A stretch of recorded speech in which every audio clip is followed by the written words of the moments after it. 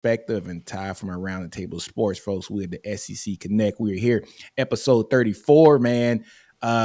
Look, folks, it is a couple of days before championship game weekend. That's what I'm talking about, man. Yeah, folks, Chris, Chris has some problems with his kid, so he's taking care of a six baby right now, man. So he won't be on today. But folks, man, what's going on? How y'all doing? Man, um, I haven't slept in like 3 days with this transfer portal coaching carousel bull. Like this dog. I knew that the portal was gonna jump. My God, has it jumped? It's jumping. Like it's nonstop, and we aren't even on the official date yet. Like it's booming right now. booming. So yeah, it's been. But besides that, I'm pretty excited. I mean, it's gonna be a fun championship weekend. Um, and yeah, it's been a fun season. I'll say that. Ty, how about you, man? Man, transfer portal's going wild. I've just it's been a wild few days. So I'm excited to jump into it all. Steven. Yeah, no, college football's been front and center. So for me, it was the playoffs, yesterday, and just everything that's in front of us for Texas and Alabama's sake. So my attention has been heavily there. I have seen what's going on in the portal, and as well as the coaching changes and decisions around college football. College football's popping right now. This is the most wonderful time of the year. It is, and it sucks because we only got 3 more weeks of this. That's it. With all the bowls and stuff, there's really only about 3-4 more weeks of I shouldn't say real ball, but when we're talking about teams that are going for championships, when we're talking about big time bowls, and man, it's gonna suck. It's gonna suck. College football ends in about a month, right? So it is what it is, fellas. But look, man, we got a lot of people on. We see David on here. Hey, David, what's going on? James is on as well. Nolan, everybody. Oh, Quentin's on with the $3.04. Quentin, what's up with the 4 cents, man? You Greek or something? Is it sort of a Greek deal that we don't know about? Oh man, so look, we got a lot to talk about today. Let's start off with let's talk about the Bama game. I want to talk about that, and then we'll go into the SEC championship game, and then go into the college football playoffs. So look, folks, I'm flying in to Alabama from Austin, Texas, this past weekend, and I get on the plane. My wife gets on a separate plane with the kid. They're going back to Connecticut. I'm at a bar with the family watching the first 3 quarters of the Bama game, and I tell you what, Auburn was putting it on. My wife, you guys know she's a Bama fan. She is losing her damn mind, right? She is losing her mind, and I'm just sitting back, just kind of enjoying everything that's going on. I get in the plane in the 4th quarter. I get Wi-Fi, and I'm watching it. I got 2 Auburn alums sitting next to me as we're flying back to Alabama. 2 Alabama alums sitting behind me. Auburn, of course, is up. And then it's 4th and 31, and we all, everybody knows the story. Milroe throws the miracle pass. Ty, I want to talk to you about the defense that Auburn had up there, which I thought was really pathetic, not putting any pressure on Milroe, but that's a whole nother story. And so, yeah, these Auburn fans think that the game's won. They think the game's won, and I do too. 4th and 31, I'm like, Milroe's not going to do this shit. It's 4th and 31. And one Bama fan gets up and goes to go take a piss, or whatever, because he just can't stomach to watch the last play. And Milroe happens. Milroe to the corner happens. And Alabama wins the game. And the airplane goes static because we're flying into Bama. And I know Ty was probably having a heart attack throughout the whole game, probably drinking some of that good liquor that, he has behind him right there. But Ty, man, give me your feelings about this Bama Auburn game, man. So, I know that y'all keep saying you're looking forward to getting away from that Big 12 officiating. What welcomes you is not much better. This was the same officiating crew that a year ago had a 5-minute conference on whether it was 4th or 3rd or 5th down for Tennessee, and they ended up forgetting what down Tennessee was on, awarded them an entirely different down. It felt like after the egregious, and it was egregious, missed face mask call on one of the first plays of the game. it felt like the rest of the game, the refs were trying to be like, oh no, we'll give you this one too and this one.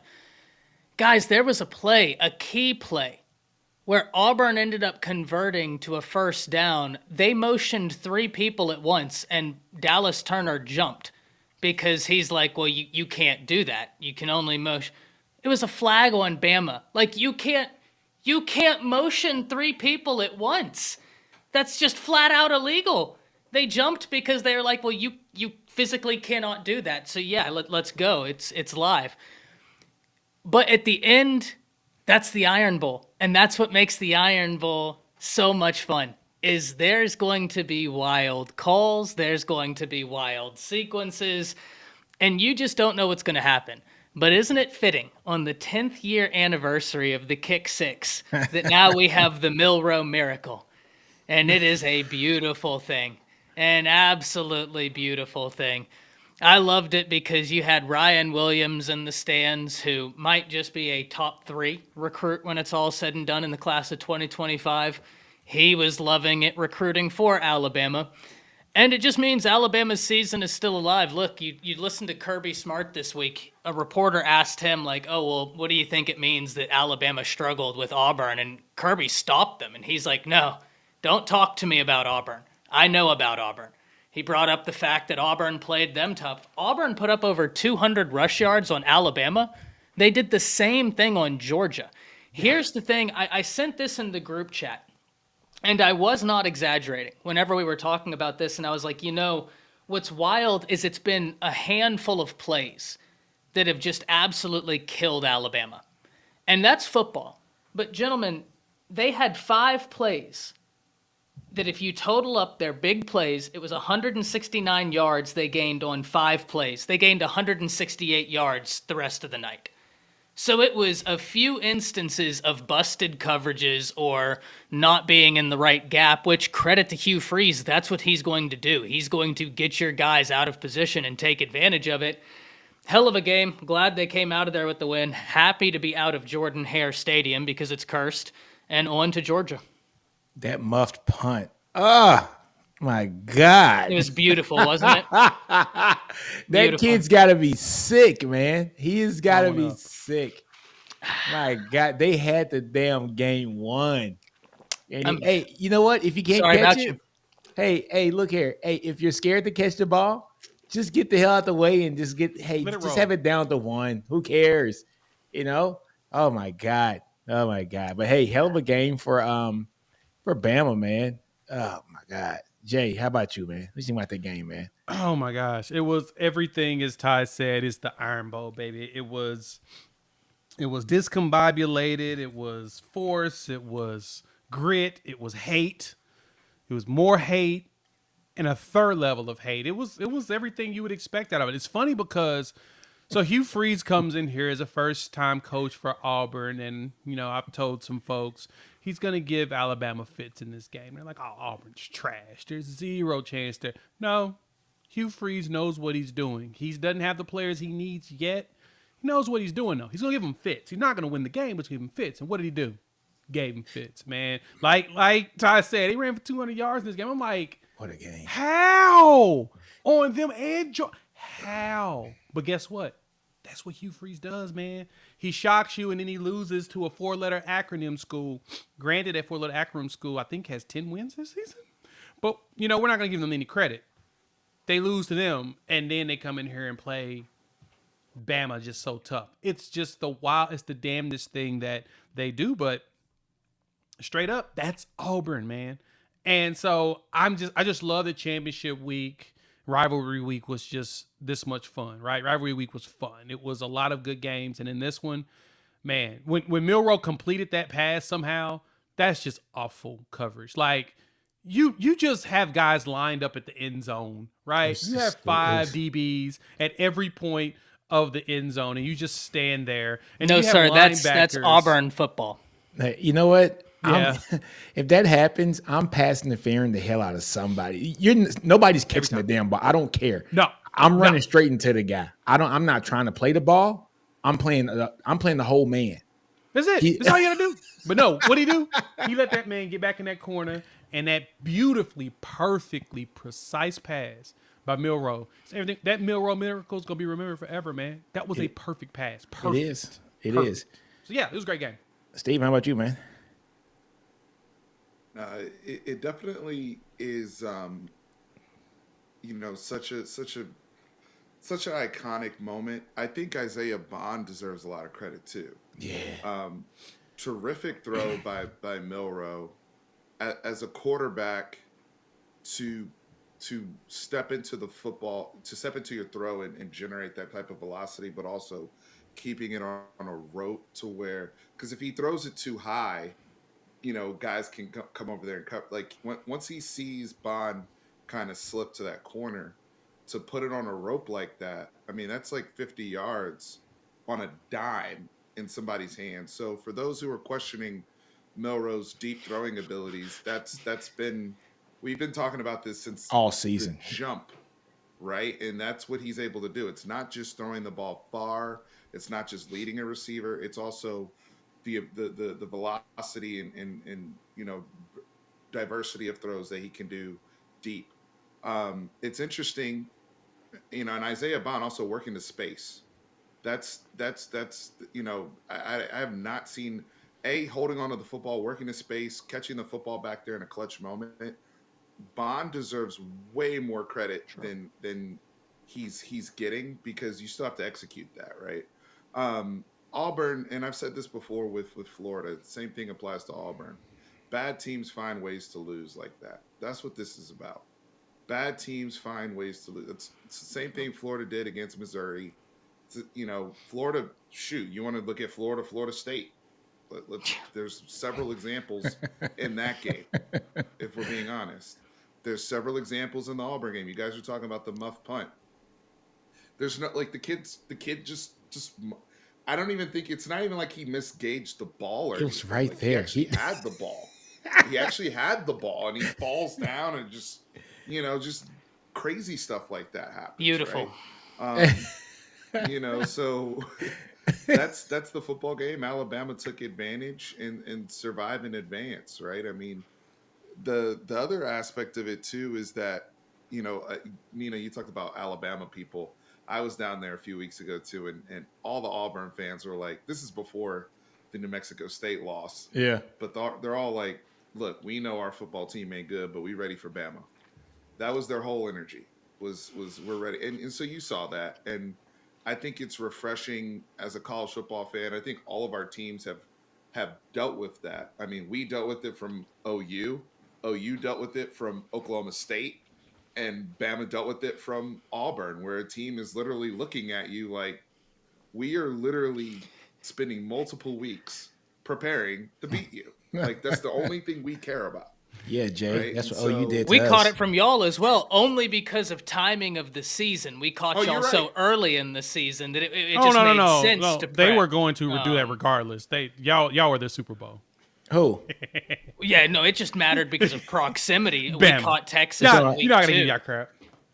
Well, yeah, it was both of us. Both of us have been planning Both all of summer to us. play each other. You know what I'm saying? But Texas wanted it more because this was their Super Bowl. This was just another game for Bama. Get the hell out of here. just like He's Texas stoking and the OU. flames. Oh, here, hey, stoking hey, the flames. hey, just like Texas was OU Super Bowl. We saw what happened after that damn game. You got shirts and shit we made. supposed to be each other's Super Bowl. What are you talking about? We're You got rivals. We got shirts and shit made. Look Oh at you. man, hey. Don't go to the Pop-Tart Bowl this year. Wow. That's right. You spend the entire offseason in Norman, Oklahoma, doing your conditioning drills to 49 the entire summer. That's what y'all care about. Like, that was and credit to you, brother, y'all, because y'all pulled that off, right? They But did. They did. You gotta give them props. that's what we also love about college football. Like, you see stuff like that, and you have to overcome it. Alabama overcame it. We didn't when we played y'all. We tripped up, and that's why we're in the position we're in right now. Yeah, we'll quite talk about frankly. that later. Shit. I love the way. Hey, Steven. Hey, Steven, man. Nick's like, I ain't want to talk about this. Hey, man. Can we but go to talking another about, subject? New topic. we're talking about bad teams kind of finding like any way to lose. I know Jay and Chris are probably pissed about this. BYU found a way to lose that game at the beginning. Mother son of a biscuit, dog. You know, because if BYU handles business, then we get a rematch. We get Texas OU again in Arlington and really get a middle finger to the Big 12. That would have been beautiful. But BYU could not understand the assignment. They didn't understand the assignment, right? And so they let the game slip up and, go into overtime. And you know what happens in, OT? The team that has the most talent usually wins out in overtime. Always muscles it, yes. Right? And so, look, man, Ollie Gordon is a hell of a running back, and he took over that game. But I know Jay's mad that BYU didn't take care of the assignment. Brad. I thought that BYU. I mean, they were up 24-6. They were up. It's the ultimate choke. See, that's the thing about it. I wouldn't have been mad if BYU was losing all game long and they lost the game. Kind of expected it, right? But the thing is, they were playing for a bowl berth. They had something to play for. But it wasn't even about us. It was about them making a bowl game. But that's what happens when your team doesn't have enough talent, because they with every trick play, every fake punt, the onside kick in the first quarter. They got a safety. Yeah, they did all that to go up 24-6 or whatever, and then they ran out of trick plays, and then Oklahoma just forced it down them, and it just was what it was. But yeah, so talking about that, man, let's go ahead and talk about, since we got over the game from last week. That's the only SEC game that I think we should really talk about last week. To be honest, you don't want to pile on to Billy Napier. Yeah, let's go ahead and pile on Billy Napier then. Billy Napier, you had one assignment too, okay? I see Steven's face. Billy Napier, you had one assignment. Steven had something. I was gonna look, man. Why you smiling like that, man? I was gonna give some bet Billy. I was gonna give him a pass today, okay? I was going to let the Bama game kind of ride out with what we talked about from last week. But yeah, let's go ahead and talk about Florida. Billy Napier and Florida Gators. You're in a swamp against a third string quarterback at that time, right? How do you let Florida State beat you when you had control of the game for the most part of the game in your damn home? Exhausting. You had one assignment. Bama's pissed. Texas is pissed. We could be right now. We could be the 5th ranked team and the 6th ranked team. Bama beats Georgia. Oregon and Washington State cancel each other out, and it's a guaranteed Bama and Texas in the college football playoffs playing against Michigan and the winner of Oregon, Washington. But Billy Napier, you screwed it up for everybody. Thank you. I'm done. I'm done with his ass. Somebody go ahead and cook him some more, man. I'm done. Go ahead, Steven. I'm ready to hear from Steven, because Steven was licking his chops. He had the chambers ready. He got the clips right in front of him. Go ahead and put them out. Go put them shots out there. I said this weeks ago. You did? After they lost to Arkansas, that there was no path for them to be bowl eligible. The season was over then. I said that, fellas. You're not going to beat they should have beaten Missouri, but I had them losing to Missouri. I had them losing to LSU. I had them losing the Florida State game, and that was even before the Jordan Travis situation. And I knew, regardless, whoever's in there, Tate Rodemaker or the other guy that came in after they tried to take the brother out, it doesn't even matter who's in there, because they will get in their own way. They got brothers over here fighting coaches on the sidelines and having a whole bunch of y'all saw that? I was like, what is up with these people, man? They fighting each other, dog. Are you push the coach out the way? Really? That's what we doing today? I wish he had that same sort of energy for the ops. They would have gotten their ass whooped. I mean, you ain't wrong, Ty, but you have to say it. Oh my God. Actually, you did. I'm glad you said it. Oh you man. can shed me on the sideline, but you can't shed no blocks. The Florida State running back running down your throat. You can push me away, but you can't push down a defender. Yeah. Can't push down the offensive player nasty, either. Bro. Florida's man. But look, bad. I think everybody on this panel at the top of the year, I think every one of us had them going 5-7. I think Chris had them going 6-6. But every one of us said this team sucks. Yeah, Chris is the only person that had them winning more than 5 games. Yeah, so 5-7, 6 wins. That was the max that we had this team winning. Look, man, they are they're pretty bad, dude. I Can mean, you I highlight just, James's comment? James Trice. yeah, He just right said, here. yeah, that one.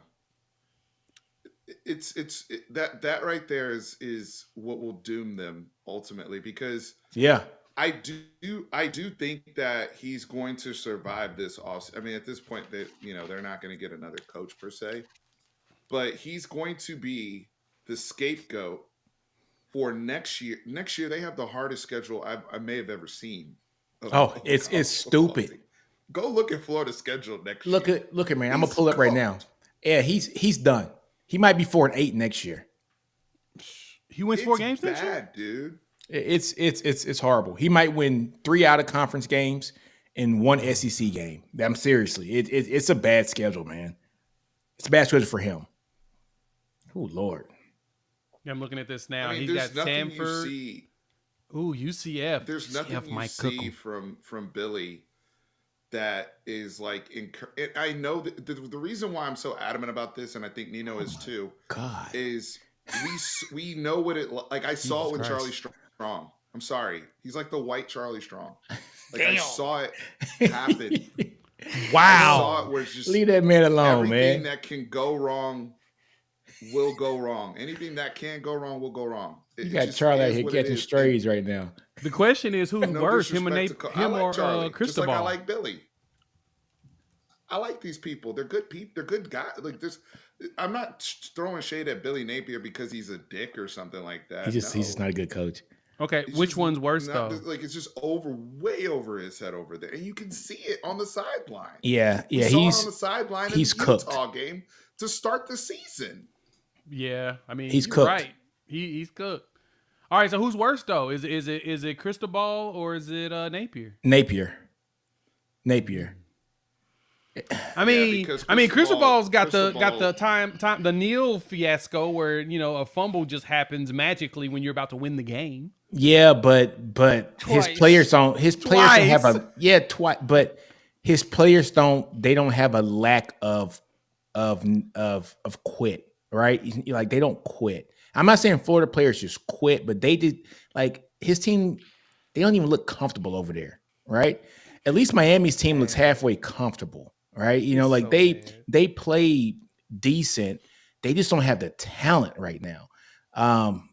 Man, Billy looks bad, dude. And they're very undisciplined. Miami's like undisciplined, but I feel like they can be reeled in, and he just doesn't have to face the same type of teams No, he doesn't. in the ACC right now. True.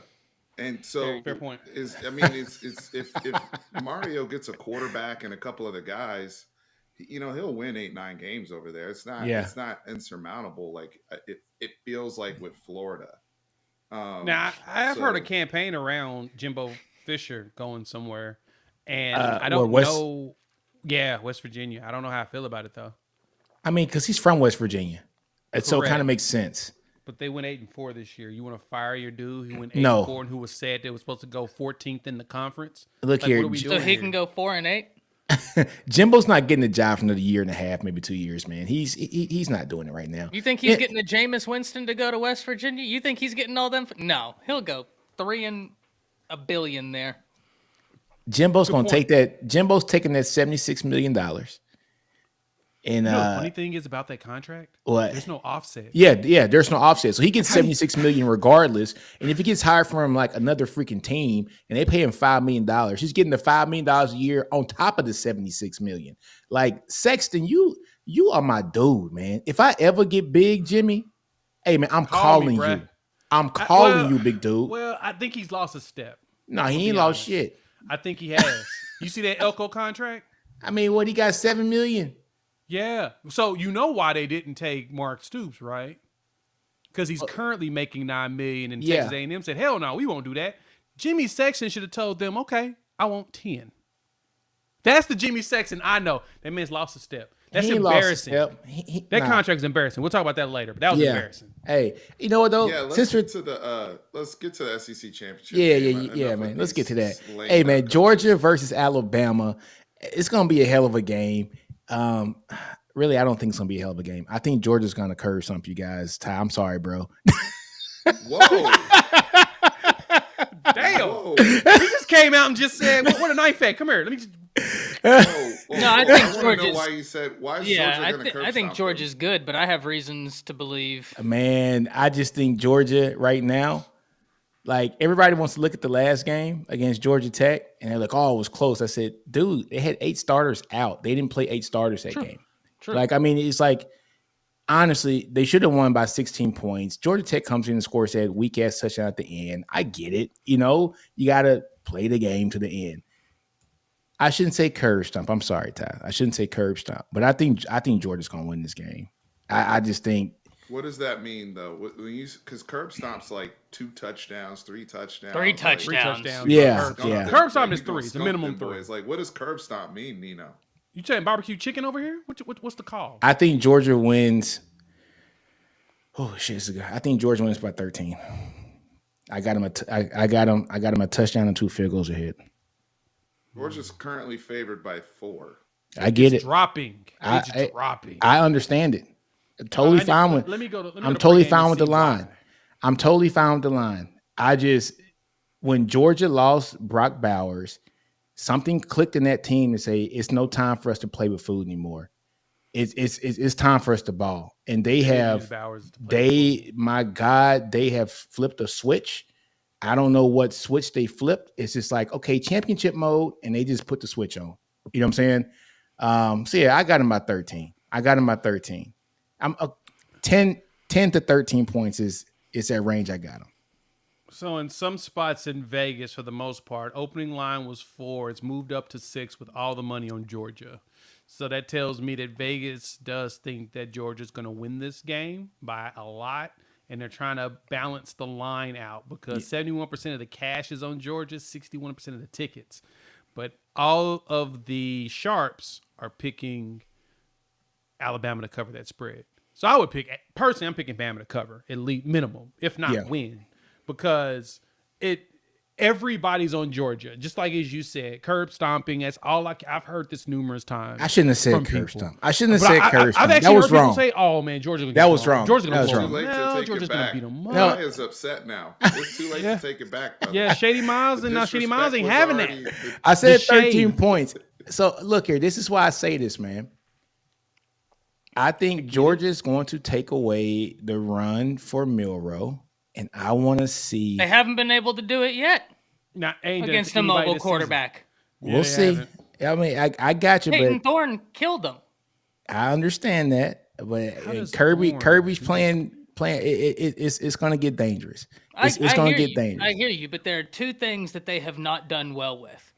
Mobile quarterbacks, and whenever you can do some almost sweep type plays with your running game, it has killed their defensive line. In fact, one of the great content creators for Georgia, the film guy, he put together an hour and 30-minute film study on how there are leaks in the Georgia defense and some of these things that Alabama does really well. Now, I don't necessarily know that that's going to win you the game, right? Like, you have to be so balanced. But it'll that's keep it just to close. say that, like, this is a matchup that is going to be really fun and really interesting because Alabama does have a way to move the ball, and the way they're utilizing Milroe right now is a little bit different in terms of some of the running options, and it's going to be a ton of fun. Yeah. What I give me a go. saw, one thing I saw out of that too, and I think it was Pate that mentioned this on a different pod from his own, was Georgia's biggest problem is they don't have elite linebacker play like they normally do. I think their linebackers have 1 sack this season. So because they're not getting the pressure they would traditionally get at the linebacker position, their defense has a lot more holes that Alabama can exploit. And you know Nick Saban paid attention to that. You know Nick Saban knows these numbers. And you know Saban and them are scheming specifically to get those linebackers in the wrong spots on a regular basis to exploit it. That's the only reason why I think this game stays very close, is that smart defense does require linebackers to be good. Luckily for them, this entire season, they've been the more talented team on the field. So they've just abused everybody just by pure talent. I think that once they go against Bama, those linebackers are going to be critical, and I think that's what's going to be exploited, where Bama can go in there and do some things. Because, Ty, you're right. They can't handle sweeps well. And that's really on the linebackers, if you really think about it. They're the ones supposed to close that in. If you can't set the edge, linebackers supposed to be there to clean that up. They're not doing that right now. and can't handle. That's a large term, right? Relative to they What they don't used do to. it as well as being that Georgia that absolutely shuts that like that. That's the way you've seen them attack it. Exactly. We're used to Georgia shutting everything down from the beginning, nothing. And that's not what they look like this year. Like, you know what I'm Oh, so interested in too, outside of this game, is next season when they come Thanks for down the there to super chat, Austin. Mr. Wisner. Derek Wisner. So that is Trey Wisner's uncle, right? Anybody knows who Trey Wisner is? He's number 26, Hey, for Texas, who just got his first touchdown this past weekend against congratulations. Texas I Tech. saw you tweeting that out, man. Yeah, That's man. good. And That's also had beautiful. 3 tackles, man. Trey is a baller. He's a stud, man. He reminds me a lot of RT, which is Ramon Taylor there for Texas. But he's saying Milton rushes for 150 and upsets the dogs. I'm pretty sure he means Milrow. But Yeah, yeah, because hey Milton's man. a running back for Georgia. Yeah, yeah. Look, it's gonna Hey, be he'll be talking interesting. about Kendall Milton. Yeah, but he says Milton rushes for 150 and upset the dogs. So I'm thinking it means Milrow rushes for 150 to upset the dogs. But yeah, we'll see. But Kendall Milton is a bad boy, though. He's a Yeah. very and look, that's something Bama's got to stop too, right? Like Bama's got to figure out a way. The last few games, Bama's been susceptible to the run as well. They're not stopping it as well as I would like them to, and Georgia has the ability to generate the run, especially with how balanced that offense is. So it's going to be a really interesting game. Plus, you got to deal with Brock Bowers, right? Like That's the thing. That's the thing. I mean, he is the mismatch problem for anybody in America, and it's just something. I'm telling. When he left the game and got hurt and didn't have to play, it's like Georgia just figured out a way on. I need to be able to unlock more talent on this team, and by God, they've done it. And it's like ever since the Auburn game, they have been pretty lights out. Minus the Missouri game, they won by 9 points against Missouri.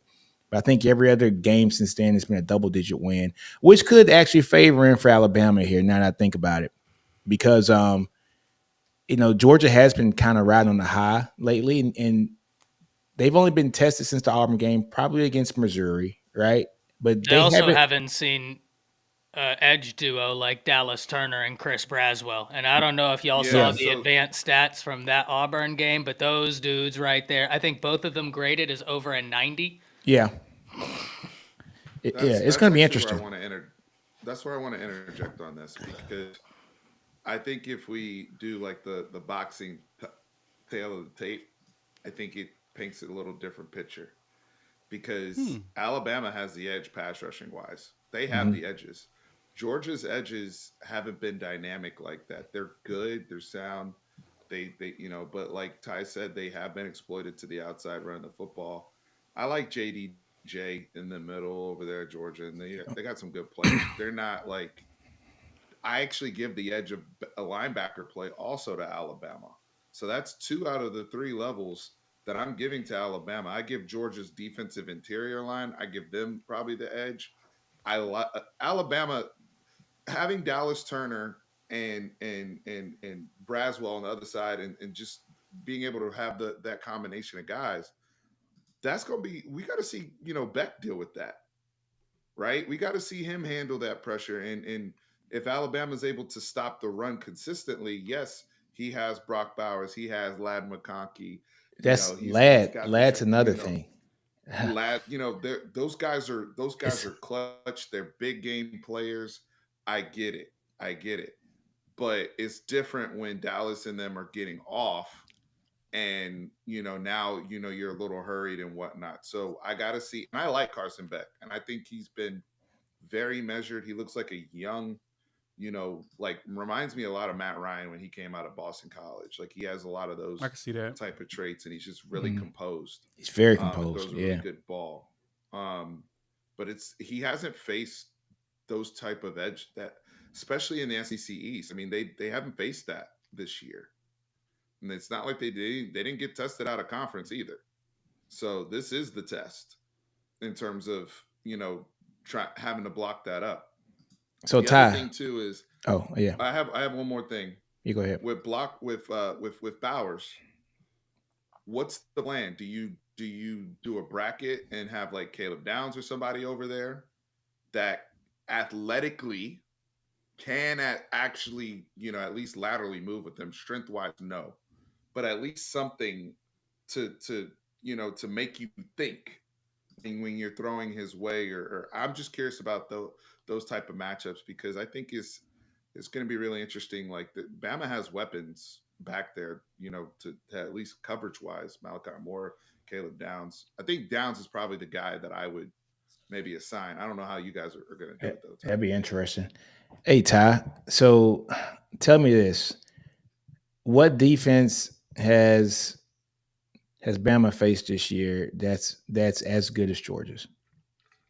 Well, I mean, when you look at it, whenever we faced A&M, they were actually ranked higher in pass defense than was Georgia. Now A&M has had to play offenses like, LSU, Bama, which Milroe threw for 300 yards. But A&M, they have a top 30 offense. Tennessee has a top 30 defense. I mean, both of those teams have solid defenses.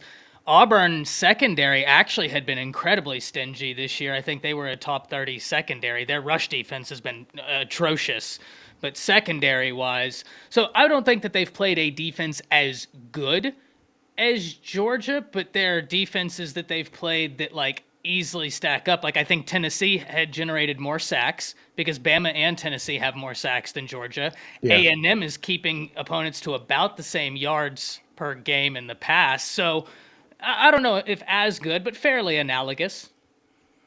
Okay. How about offensive wise? What teams do you think? Much better. LSU. No question. Definitely LSU. point. So they're probably the best offense in the SEC and possibly the country. But other than LSU, that's kind of like an outlier, right? I mean, they're just damn good, right? So Ole Miss is good offensively. Texas as well for both defense and offense. Texas. yeah, I like Ole Miss, but I don't know. It's just something about Lane. You guys know how I feel about Lane Kiffin. Yeah, but you can't deny that. I know. Every metric, they're outstanding offensively. You can't deny that. What they put up this year. It's just the big games. He just sucks. It's like he just forgets how to call plays. Also, do we trust Jalen Milroe against that? That's where I'm at too. That's why I said what I Milroe said. But Jalen's been proving people wrong ever he since passed the for over Texas 300 game. yards against also the offense has been totally different. It has. I know I saw someone say just put a spy on him like Texas did.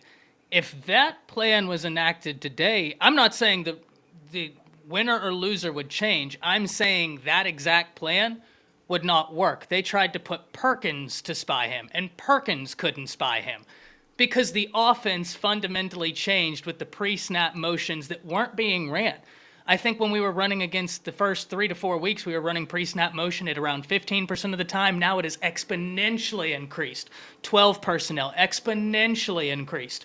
So, I'm not saying that it's I'm saying the way that they've utilized Jalen Milroe has massively changed over the year. He hung 300 yards against A&M, which is a top 25 secondary in the nation, top 30. I mean, he's been able to do it. He's cut turnovers down as well. I think he's going to be able to run in between the 20s. I'm not actually. I don't think you can have a plan to stop somebody that athletic and cut it all out, especially because so much of his stuff comes off script. Yeah, that's true. Where that's more dangerous than stopping design runs. Quite frankly, like the off script stuff where he is looking to pass and it's like, all right, it's not there. I can tuck and run or extending plays. My thing with him is just the decision making element. He bailed himself out last week because of his talent level, and he has a nuclear arm, and he was able to just bomb it and get out of it. But let's not forget the play before he crosses the line of scrimmage and goes 2 yards downfield. And that was twice in that game. He did it twice in the game. He crossed the line of scrimmage twice in that game. He still has those moments where I'm like, what is going on? What are you doing? That's the only thing that's why I said what I said, because when I look at it against Georgia, you can't make those mistakes against Georgia. Look, you're not converting 4th and 31 on Georgia. I'm sorry, it's not happening. It's not happening. Yeah, but that's not exactly like a problem that's been plaguing the season. That was the first time it happened all season. One of those, I think he was very certain he was behind the line when he threw the pass to Nyblack in the end zone. Yeah. He had just crossed. The other one was egregious. But as far as decision making, I mean, yes, earlier on in the season, he only has 6 interceptions in the year. I mean, we look at a guy like, I don't think y'all are necessarily questioning Quinn. He's got 5. No, we question him. Okay, well, then that's fine. Well, hey, when I questioned him, I had Truth write me a synopsis when I said he wasn't going in the first round. I had a book written on my page that was telling me why he was. And those are lower. Those Quinn. I mean, if you look at Quinn or Jalen, they're lower with the amount of throws. They're actually lower percentage on the turnover from a turnover Yeah, perspective. and that's my point. I don't They think are. Quinn has Yeah. a turnover problem. That was No, my he point in doesn't. comparing No. them is No, to he say doesn't. like I'm not as worried about Jalen because his turnovers and stuff are more analogous to Quinn, and I don't believe Quinn is like problematic in terms of decision making. Fair point. Yeah, that's fair. It's going to be interesting though. It's going to be a good game. The only thing that might so look, I got Georgia winning the game, but the only thing that might kind of hinder me from saying that out loud is because do I think Saban's going to get beat twice in one season by 2 assistants, by 2 former assistants? That's another thing. That's Saban, what's tough. say, hey man, we can say it want to by Saban. Saban keeps receipts. He keeps them notes down like, Sark got me. Kirby ain't about to get my ass this year. You know what I'm saying? It's like, he'll get one a year for like the last, 2 or 3 years, right? But man, it's going to be interesting. It's going to be good. It should be a very good game. I do got Georgia in this game. I got him by about 10, man, 10 to 13 points. But it just depends on, like Steven says, Jalen Milrose, his process when it comes to just making some sound judgment decisions. The game against Auburn, like I said, he had the 2 passes that were, past the line of scrimmage. You can't have that. One of them cost him a touchdown. I'm just kind of cherry picking here, right? There's been other plays where the accuracy for balls in between like the 5 and the 15, they're not there all the way. I look at that game against LSU and he sprints to the left and he has Knobloch right there in the corner at the 1 yard line and he's open for a touchdown and he literally lofts the ball 5 yards over his head. I'm like, what the hell is going on? Now his feet got him in the end zone like 2 plays later. All right. So that's the things that makes up for him. But it's just a matter of can Auburn kind of hinder his running to where they have to make him be a straight passer. If Auburn can kind of hinder his running and not let him go all the way off, then we'll see what happens. But Well, I still got I Georgia have winning some the game. questions for you, right? Yeah. So what defense has Georgia played this season that's even remotely comparable to what Bama's going to be fielding? Probably none. What offense have Maybe- they played maybe that's even Tennessee? remotely comparable to what Alabama will be fielding? Missouri probably is the Probably, closest there. So probably Missouri. As far as defense, Missouri's the best offense. Yeah, Missouri's Missouri's the best a offense. better offense in terms of right now. I grant you that, no doubt. So like offensive wise, Missouri, defensive wise, probably Tennessee would be their next closest defense. And then also offensive wise, since we said that, Ole Miss was an offense that Bama played that was, as good as Georgia. They played Ole Miss and put the paws on them 52-17. Right. So, I mean, so if we're going to say the same thing for Ole Miss with Bama, we got to say the same thing for Georgia, So Right. No, Ole Miss is I a think top the offense reason- because of their rushing, which isn't going to work against both Bama and Georgia, which is why Right. That's interesting. That's why Unless you got a Missouri, scramling he quarterback was that knows how they to were do it. limited. yeah. Jackson Dart isn't a scrambling quarterback like that. Like he can scramble, but he ain't like that. I don't think he had 250 yards in those games combined. who Jackson? Yeah. It's going to be interesting, man. I feel weird. Here's why I feel weird about the game, though. I feel as though Alabama has a higher floor than Georgia does.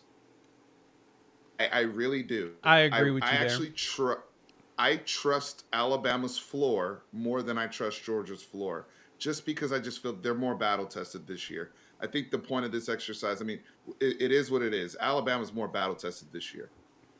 However, That's if I see the Georgia team that I saw in the second half of Tennessee, then they're going to win the game. If that Georgia team that I saw that went into Neyland and played the way that they did, where it's just total domination and they're controlling the entire field. Even Joe Milton can't go anywhere. Then I think it's going to be really, really difficult. So I think Georgia has a higher ceiling in this football game, but I actually trust Alabama, and that's what's making me so uncomfortable to pick this game, honestly, because I've seen too many times where Georgia's come out flat. I've seen too many times where Georgia's given up big plays. They People are talking about, oh, don't pay attention to last week against Georgia Tech. They had starters out, blah blah blah. Georgia's been playing games like that all year. Yeah. They've had moments like that all season long. They've had stretches where they've looked like OG Georgia, 28-game win streak Georgia. Yeah. And if that comes up and they play that way a whole 4 quarters, then good luck, Ty. But I trust Florida's floor, but more. I trust Alabama's floor more. In this I don't game. know. I don't know Hey, why, Steven. but I do. Hey, Steven, I got a question on that. I think when you say like battle tested, to be honest with you, minus Bama playing Texas, I think their SEC schedules have both teams have been pretty. This is my opinion. They got 4 common opponents, right? Or 3 common opponents. You got Kentucky, you got Auburn, you got Tennessee. So that's 3 common opponents, right? And then you look at Bama's other conference opponents, Mississippi State's. It's nobody. Let's just keep it real, right?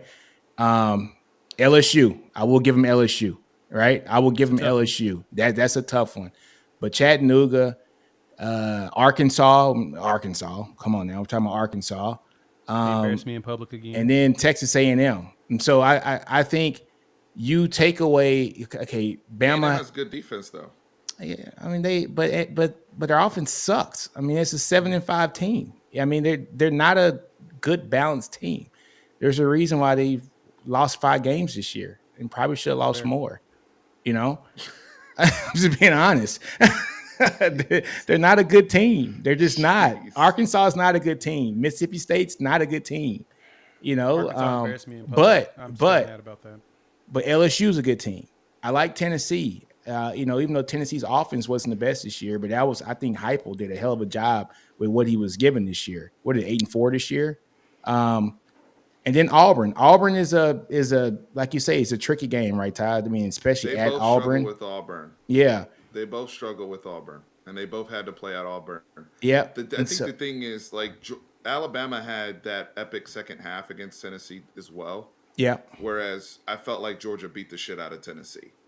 I think that's that there's a little difference there. They both played Ole Miss though. Yeah.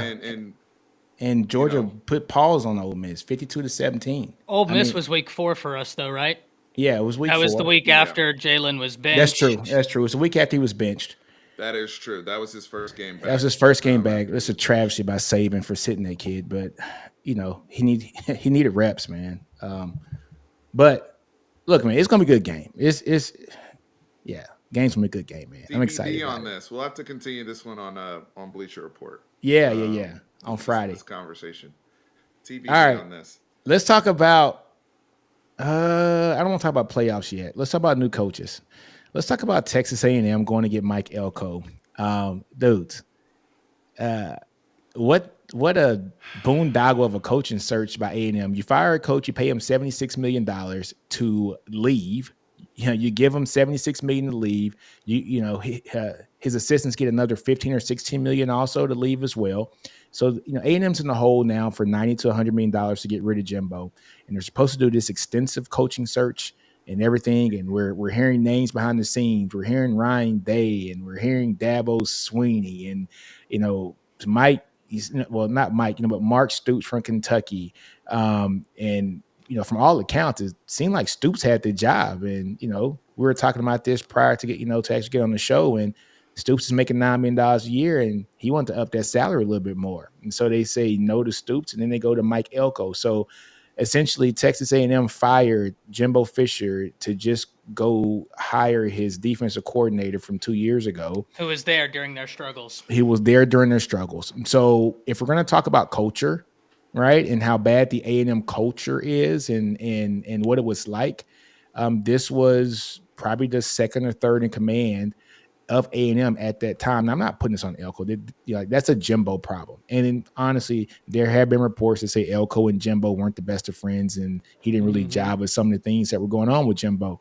But for A&M to fire a guy and give him and his staff around $90 to $100 million, and then you come back to the guy that everybody thought you were going to get in the first place, I just thought it was pretty comical. It just let us know they didn't have a plan when they fired Jimbo. They had no plan at all. So it's funny to me on that. So the first portion of it is the fact that they had a guy from a basketball school that's a consistent 7-5 guy. They balked on paying him what he's already making in the SEC, which is $9 million. They basically were going to kind of keep the salary close to the same. That's what they took to the board, and the board said, absolutely not. We're not paying him that kind of money. He's like, but he's making that in Kentucky. We don't care. Fine. So we're going to go to another guy that's at a basketball school that has a 7-5 record that also wears blue. We're going to bring him in instead because he was one of us. One of us. One of us. One of us. And what makes it so funny, but I'm going to say this. I think Elko was a good hire because he retains that entire defensive staff. That's true. You upgrade Elijah Robinson. You don't lose like the Hicks, the DJ Hicks, the Overtons, and all those people that they wanted to keep defensively. They can do that. Now they got to find themselves a quarterback. Riley Leonard just entered the portal, and Riley Leonard ain't following him. He's going to Notre Dame most likely. Hell, I think if I'm correct, Whip Phone just put in a prediction for him to go there. So it's like instantaneous. Well, never mind. He's not following. They've got to find their quarterback to do it. And so, to me, hiring y'all are done with him. Connor Weichman? That's what I'm about to say. What's up with Connor, man? We're done with Connor Weichman. Damn. Well, depends. If he can get Johns to follow him from Duke, I think he'll be fine. But the question is, who's going to be his OC? Because there's a good chance Duke may try to promote Johns and keep him there and try to keep some continuity since Elko bounced. And Duke's not like a football school, so they'll be willing to take that risk and actually promote a guy, pay him a little bit less than what they're paying Elko probably, and still see if they can ride it and get a 7-5, 8-4 season. It makes sense for Duke. Right. It makes 100% sense for Duke. So the question's going to be, how is that going to work for them is basically the question I have. How is that going to work? Like, does that make sense to do that? Do you see yourselves,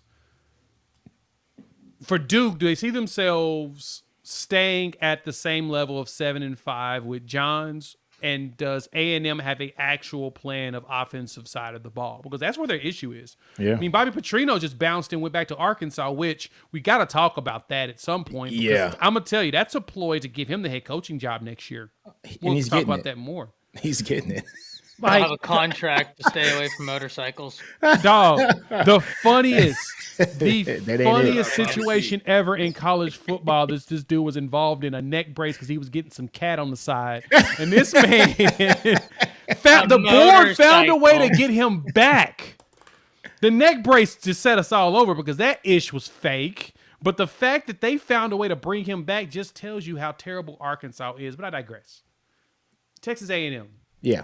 Go out there, get you one of these young, innovative OCs, and just run some damn tempo until you figure out what you're going to do at quarterback. Just do it, Nike.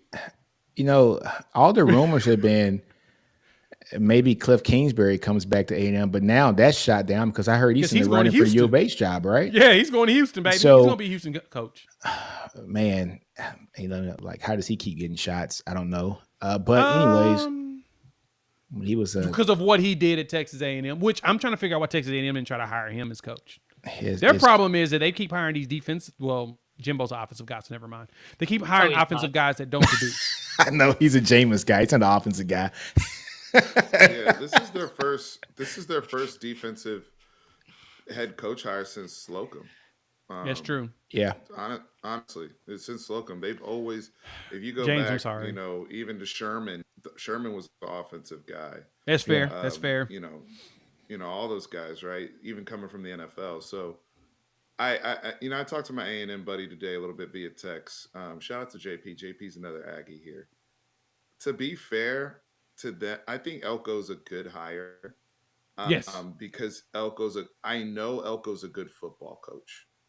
if you ask me just straight up and down, can Mike Elko coach? Hell Yes, yeah, he can coach. yes. We've Watch that sung Duke his team. They look praises on this. physical. Yeah. Yes, And yes. he's There's no young too. question about his ability to coach. And he has a relationship with a lot of players on that roster currently. And he has a relationship with Elijah Robinson, who at least can keep them dogs there on the defensive line and hold things at bay. My question is more for A&M is, is he gonna have the ability to structure his program the way he He wants to do it? wants. Mm-hmm. Listening to his press conference, he sounds like a football coach. He talked about conditioning over the offseason. It wasn't a sexy, flashy, we're gonna go win the SEC, we're gonna go to the playoffs. He's saying, hey, we need to figure out how to take advantage of these resources to make ourselves live up to our potential. That's how he's talking, which I agree with. I think that's a very fair and pragmatic approach. And so my thing is, when you put a person like that there, though, will he be equipped to do everything that he wants to do and the way that he wants to do it? And are they going to spend money or not even spend money, but allow him to go out and get the best offensive, because that is a question. And that's a very fair question. Until we see who that person is, we won't know what the talent looks like. But I do know that Mike Elko knows what he's doing. I don't question whether or not he's competent or anything like that. My questions are for A&M. Are they going to be able to listen? And if he says at times, get out the room, I got this. I don't want you guys involved in a recruitment or this or that, because the other thing with Elko is he's not the most dynamic, hands-on recruiter. Now he's going to have Elijah to help with that, and he'll have some other coaches that are volume recruiters to go out and get players. But the school has to be an understanding of his strengths and his weaknesses as well. And until I see Texas A&M move better as an organization, especially the way that they conducted this hire, I'm going to have questions. Ty, how about you? You kind of chomping at the bits, man. What's going on? I mean, He's the been thing that drooling. Look at him. blows me away about this is that whenever they got rid of Jimbo, it was like, okay, well, you have a plan. You have to have a plan. You did this in the middle of the season. Like, why else would you do this in a time where you open up an immediate 30-day transfer portal window that coincides with the first transfer portal window? Like, you're just begging for your now. Credit to A&M, they have not had the exodus that everybody anticipated. And I think, listen, from what I've heard, a lot of that has to do with Elijah Robinson. Yeah. And hats off to him. I mean, retaining him is the most important thing they can do, quite frankly. I agree completely with Stephen. I think Elko's a really good coach. I do think it's interesting, though, that whenever we talk A&M, the biggest issue, it's culture. Right? Like it's the fact that they've had good coaches. They've had coaches that have had success elsewhere. It's so the common theme isn't the guys that are coming in there. The common theme is the institution. And my biggest question is, how is this going to work? Because he was a part of this Jimbo culture, which was so poor. He may have wanted to do it different, but like, how does he rectify the way the administration handled it? I'm just fascinated. At the end of the day, though, I thought Elko was the right hire. We talked about this whenever the position became available. I thought they would jump on Elko immediately. Yeah. He can coach football. I completely agree with everything y'all have said. I'm just really interested because now it's almost like we're getting back to the same issue we've been having. Once again, Texas A&M is going to have a good defense, which you've had for years. What's going to happen with the offense? Like, that's my biggest question. You've had a good defense. This story has been the same. You have not had an offense. What does that look like? Hey guys, look, man, I got to add something to this too. Elko's he's a young coach, which is like 46 years old. He's not an old coach, right? So this is a guy, if he is good and he's the guy, he'll be there 15, 20 years, right? Because this is a job at A&M that if you're good at this job, and I know Texas fans are going to hate me for saying this, you can win there. You got all the resources. I mean, you got all the talent there in the state. You're going to fight for talent now between Texas and Texas A&M and Oklahoma. You know, all those guys are right now in your backfield now with the SEC. But there's only 20 to 25 guys that are going to be signed every year. The top 100 guys in the state of Texas are all 4-star kids. They're 4 and 5-star kids. You got talent in the state, especially in that Houston region. But he's a fairly young head coach. He's only had 2 years of coaching experience. And at Duke, right? At Duke, being a head coach at Duke, the expectations aren't that large. He can go in there, he can win 7 or 8 games, and they were ecstatic. And I get it because that team was 3-9, right? They were ecstatic. A&M, let's be honest, 24 with the talent that A&M has in that team, this is supposed to be their year next year. With all that talent they got, this is supposed to be A&M's year. And so A&M has all that talent. Jimbo was supposed to bring in Bobby Petrino to run that offense and let him handle his business and do his thing. And this was the year coming up where they're supposed to just murder people because that talent has matured. They seasoned for a little bit, and now they're able to do great things. You got Connor Weigman. You got all the wide receivers there. You had a good offensive line per recruiting services. Now, they didn't develop into a great offensive line since Jimbo has been there over these last 2 years, but you got talent there. And like Ty said, this guy's a defensive guy. This is all going to come on who the hell is he going to hire as his offensive coordinator? And can they flip the switch in that offense immediately? Because if that offense can score 5 or 6 more points a game, A&M's a 9-3 team this year. Easy. They're a 9-3 team. If that offense can score 6 more points a game, which with the amount of talent that they have, they should be able to do that. They should be able to do that. Right? So, look, man, he's a young head coach. It's his second head coaching stop, his 3rd year as a coach. The pressure is on him from day one to win immediately because that is one of the most stacked and talented rosters when you're looking at just a talent, roster. It's one of the top 5 in the country as far as talent. The fan base wants him to win immediately. College football is going to be looking at him to win right now. And does he have the chops in him? Fair? It's not fair. It's not. It's not. That's A&M. But hey, Steven, it's not fair. But that's just the life that he inherited. That's A&M, baby. I agree with you. Welcome to I SEC. agree with you that 2024 was supposed to be the year, and this year was the year before the year where they were going to develop. But once they fired the coach, you're pulling the plug. The clock restarts. And so and that's why I have questions about. My questions are for A&M, not Mike Elko, because he has to not just rebuild.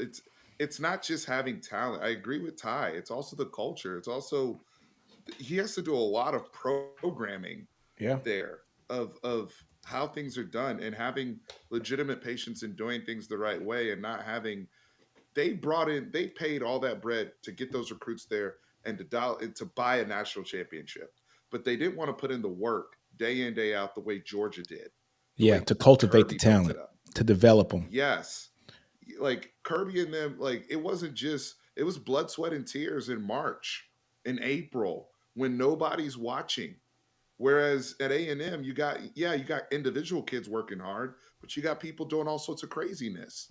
So he's going to have to clean some of that stuff up. He may have to tell some kids, you got to go. We don't even know. We still got to figure all that out. So to expect him, everybody has a gauntlet next year. We just talked about Florida's schedule. Everybody has a gauntlet next year in the new SEC. At this point, it's like we got to pump the brakes, But you guys are right. That's A&M. What we'll be looking at. Yeah. And to me, Elko's more of a guy that's going to be a builder. It's not going to be sexy. It's not going to be overnight, but he's going to lay the brick properly, I think, and do it the right way. But will they give him grace? Yeah, that's the question. Are they going to give him the opportunity to be able to do that? And Steven, you made a great point talking about the gauntlet of schedules, because when I looked at that, it was crazy how the considered top 4 teams coming into this conference with Alabama, Georgia, Oklahoma, and Texas, all 4 of them all play at least 2 of those teams each. Just like, wow. That the SEC is basically saying, look, we cannot have y'all going undefeated. We've got to make it to where somebody gets knocked down or something.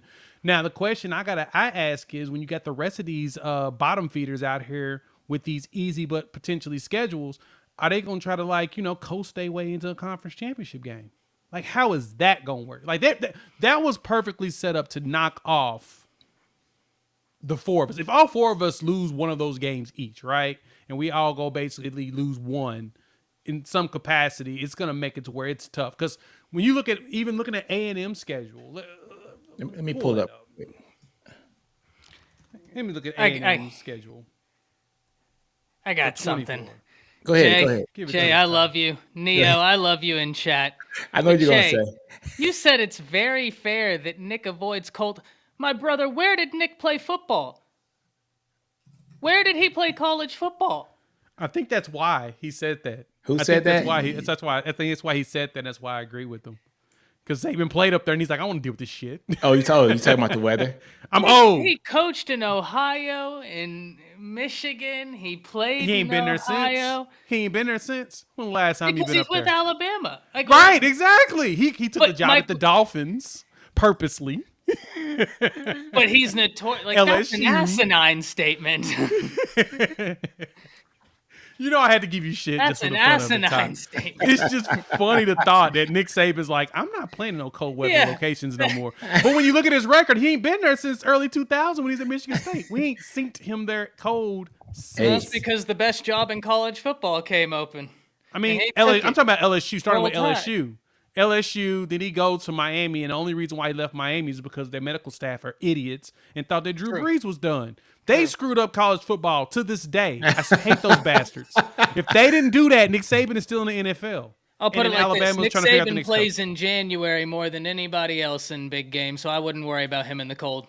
Where in the cold in January does he play? And damn domes. Just I don't want to saying, hear it that don't shit. matter. Right. He's either in a dome or he's in in the a South. dome or he's in Florida. Right. He's in the South Or he's in a Tempe, damn Arizona dome. or something. Arizona. He's in Dallas. He's in New Orleans. No. Now, Jay, you're being disingenuous. You agreed that it could be a degree of advantage that OU could be 30 to 40 degrees. We're not talking tundra. We're that's not talking that 40 cold. degrees. It gets 40 in Bama. Asinine. It gets 40 in Bama. This is a wild discussion. But you know, He's look, never man. led his team in a cold. That's just you don't know Nick Saban. Here you go. But hey, look here, man. There's Texas some A&M good schedule plays, next Good year. comments here. Texas A&M There's some opens good up at Notre comments here. Dame. Oh, Now, go ahead. I'd say this, though, that the Texas matchup was the first time that Saban's done a home-and-home series against a top team. That's true. Everything else has been neutral site. True. So usually in a dome. But they're willing to do those neutral site games. Well, A now- lot of teams. No, I mean Right. 2017 they scheduled number 2 Florida State. Hey, Yeah, no, I mean, no. give me another Bama's team that's always giving you willing top to do 10. neutral site. It's the home that Saban has never wanted to do. No, but yeah, for sure. But I said at least they were even able to do that. A lot of No, teams I agree with you. aren't even I'm doing not that. even arguing that. I mean, like Texas does them. Oklahoma's traditionally done it. We've gone to Ohio State. They've come back. That was the only that was one of the knock that the talking heads have always had about Saban is that he refuses to go to other people's campuses and play. And I'm like, well, he's playing at a neutral site. I kind of get your argument, but at the same time, no, he's still willing to play other teams, even on a neutral site situation, right? That's still something. Most teams won't even do that. They refuse to play anybody good outside of their conference when they can avoid it. Saban will do that. But Texas is the first home that we've seen. But anyway, cold-wise, yes, it does get 30, 40 degrees out in Tuscaloosa. I just wanted to just jive at you because I knew you paid. I knew you'd notice it, Ty. I knew you would. hey, You know Jay. me. I just don't like bad arguments. I did debate for too long. Yeah, fair point. Fair point. All right, so look here. Here's A&M schedule. They open up with Notre Dame next year, first game. And this is a great comment by JP here. It said, look, Riley's going to Notre Dame, more than likely. So Riley's going to be facing this old coach. All right. And so that's going to be a very interesting game there. But then they go to McNeese State. Okay, that's a win. Florida should be a win. Okay, Bowling Green should be a win. Arkansas should be a win. All right, 1, 2, 3, 4. We're looking at possibly 4-1, maybe 5-0 if they shock Notre Dame. Then they got LSU, but LSU is not going to have Daniels there next year, right? So who's the quarterback? It's a lot of changeover. That's true, but it's Nuss Daniels. Daniels is the best player in college football right now. Oh, absolutely. But Nuss is gonna cook. Don't I'm not worried about that. That's one where I'm like, they gonna reload. Not Yeah, not not Daniels. You're right, not Daniels. But Nuss showed when he almost threw 100 on Georgia in the SEC championship game. I saw what I needed to see from him. But go ahead. yeah. I got to see more of that because yeah. So they got LSU. Then they go New Mexico State. Oh my God, come on, man! Why we got all these games? Like this is one thing I'm going to hate about the SEC is playing these no name teams in the middle of the season or at the end of the season. I don't want to see that shit. But it is what it is. It is what it is. So all right, so they can potentially be a good 5-2 right now or 6-1. Then we got Texas. Then they got Auburn. Then they got Mississippi Ooh. State. Then they got South Carolina. And then they got Missouri. So I'm looking at these tough games. They got Notre Dame's tough, LSU, Texas. I think they beat Auburn next. Oh, it depends on who Auburn gets at Said quarterback. Jordan Hare. Said Jordan Hare, and you don't know who their quarterback That's is. true. Right. Arkansas It's is Hugh also a Freeze's rivalry second game year. for A&M, by the way. It is. It is. It's So that's still Hugh a tough- that's Freeze still a tough gets a game. second year to figure this out. That's true. I'm trying to figure out if Auburn's going to go get Cameron Ward. That's what I'm trying to figure out. Oh, Because you know that he's been offered by everybody. Grayson McCall. Ooh. Grayson There's a McCall. Grayson McCall's in the portal too. There's some Ooh. quarterbacks going to be in there this year. Cam dog. Ward Oh over my there with God. Auburn. Oh, Dog, I would hate that. All right. That All would right. be So since so we're much. talking portal, let's talk about portal for now. Okay. Oh, Let's Jesus talk about Christ. portal. Oh Hey, my God. you open up the can of worms with that one. Cameron I'm Ward. sorry, but hey, dog. I've heard there's like 2 SEC teams that offered that man over $1 million to come, and there's like a Big Ten school or so. There's been there's supposedly all of these schools around the country that's offering this dude bread to jump in the portal, and I'm gonna keep it a buck. He'd be an idiot not to, because ain't nothing at Washington State worth sticking around And for. next year they He's won't have a good. conference. They don't have a Right. conference next year. And he's good. He's actually good when you put him in the right circumstances, dog. Oh yeah, that'd be deadly. Oh my God, I didn't even think about that. So Auburn's gonna get a quarterback. That's the thing Or- about it. So you got or McCall, KJ. you got KJ Jefferson's in the portal, which I think I've heard South South Carolina. Carolina. South Carolina. That's it. So South Carolina's the school. That's what it was. But Levy needs a quarterback, So does he get Mississippi BG to State? come, or does he? I mean, Yeah, that's a good KJ would look. question. KJ would KJ's look. from Mississippi Yeah, he would look. He would look deadly in a Mississippi State uniform with in that, Levy. with Levy in that veer and shoot, because he already knows the offense. Oh my God. Yeah. Oh man, hey, the portal about to be jumping this year, y'all. It's about to be jumping. Right. Well, what's up with Florida firing their coaches and then all their players are basically leaving them? Like, Well, good God. Texas, y'all are probably about to get that safety. Yeah, I see Phil that. saying. Xavier. Still saying, Yep. yeah, he'll probably flip. God knows what happens after that. Trevor yeah. Trevor Etienne is gone. He's gonna gone. bounce. I've heard Both their rumors running that backs he are could gone, hit right? portal. Yep. You say who? Because you got I've heard Trevor a couple and places. yeah, that's true. That's true. I've heard a couple places for Etienne, and then the defensive lineman, Chris, what's that, McKellen? Is that his name? Yeah, I think he hit the portal already, didn't he? Yeah, he's gonna hit the portal. If he hasn't yet, he's supposed to be the second one. It's supposed to be him and Etienne over the last 12 I like hours. that. Portal combat. I like that. Portal, that's Portal. really good. That's actually really good. Well played, my Devo- friend. Devo guy, Combat. I'm going That's to awesome. use that in a thumbnail. I know. I'm going to use that in a thumbnail. I'll credit you in the description. No worries. You got to put Bevo guy right in like yeah, Bevo underneath got it. no Like with the at. That's Friday Bleacher Report. We're gonna use it on Friday at Bleacher Report. Love Portal it. Bevo guy. That's good. That's really That's good. so good. That's really good. Wordplay. Hey, Oh, but speaking of Florida, I saw somebody else said that when the day the Lagway decommit drops, it's gonna be like a shotgun blast to the chest. Oh Dog, my god. Hey, look here. Hey, yo, Fatty 71. That's an old picture of Levy hanging out with Arch Manning. yeah. I think Archie and when Levy Levy- were close at Ole Miss. They were Yeah. close. So, of course, Arch is going to get the treatment at Ole Miss since his grandfather and his uncle went there. They would be dumb not to try to go get him. That's an old picture, man. It's an old Yeah. picture. Yeah, Arch ain't going nowhere, man. Leave Arch alone. I say keep an eye on the fact that Levy's wearing Nikes and Mississippi State's an Adidas school. that tipped it away from me. When I looked at the shoe, I was like, oh, he's wearing Nikes. That's Ole Miss. Nah. Because Yeah, it's Adidas true. is People what out That's here true. Mississippi State acting like- wears.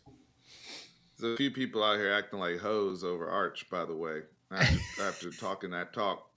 And now all of a sudden they school need a quarterback and they acting like, they Maurice Claret. I know. What's up with that, man? Hey, You man. got, out here just Slutting for a I'm quarterback, let baby. that go. Slutting. oh I my know. God. Over here. yourself Yeah, up. man. Over here thirst trapping over my quarterback, man. Go back in the car with Suge Knight with all them guns. My bad. Next.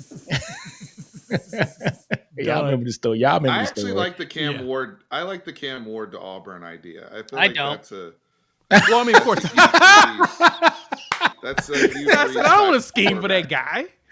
Hey, he would be awesome there. He would be awesome. God. You That'd be know amazing. what they get like I'm just waiting for y'all to play Auburn, especially with Hugh Freeze, and now y'all have to deal with all of these damn pick routes he runs. It is infuriating.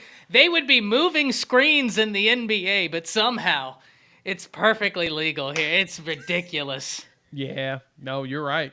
I watched it's them bad. take Kool-Aid 15 yards the other direction. I did see that. I did see. You know what's funny, Ty? I get a text from my cousin. He's like, Kool-Aid sucks. I'm like, dude, he got picked 10 yards down. It's not his fault. Right. He Like, literally what is he got- supposed to do? You know the exact play I'm talking about. yeah, it's dude. like he got drugged 10 yards down the damn field, man. Like, yeah, he doesn't suck. Oh man, I can't believe Max Johnson actually jumped in the portal like that. I didn't expect that. You committed to UNC. Yeah, he's with the Fighting Macaroni Mac Browns. Yeah. Matt fighting Mac Browns, baby. So honestly, though, this is where I think Elko's going to have to figure out. Okay, look, Connor's his guy. He has to be his guy now, just from sheer numbers. He doesn't have numbers, right? I mean, Right. he's the only returning talent that has actually played in that system, right? Well, Well, they got the brother there that was starting right now with the dreads too. Yeah, you it's know what? true. You know what though? That is true. Has That is not true. looked bad.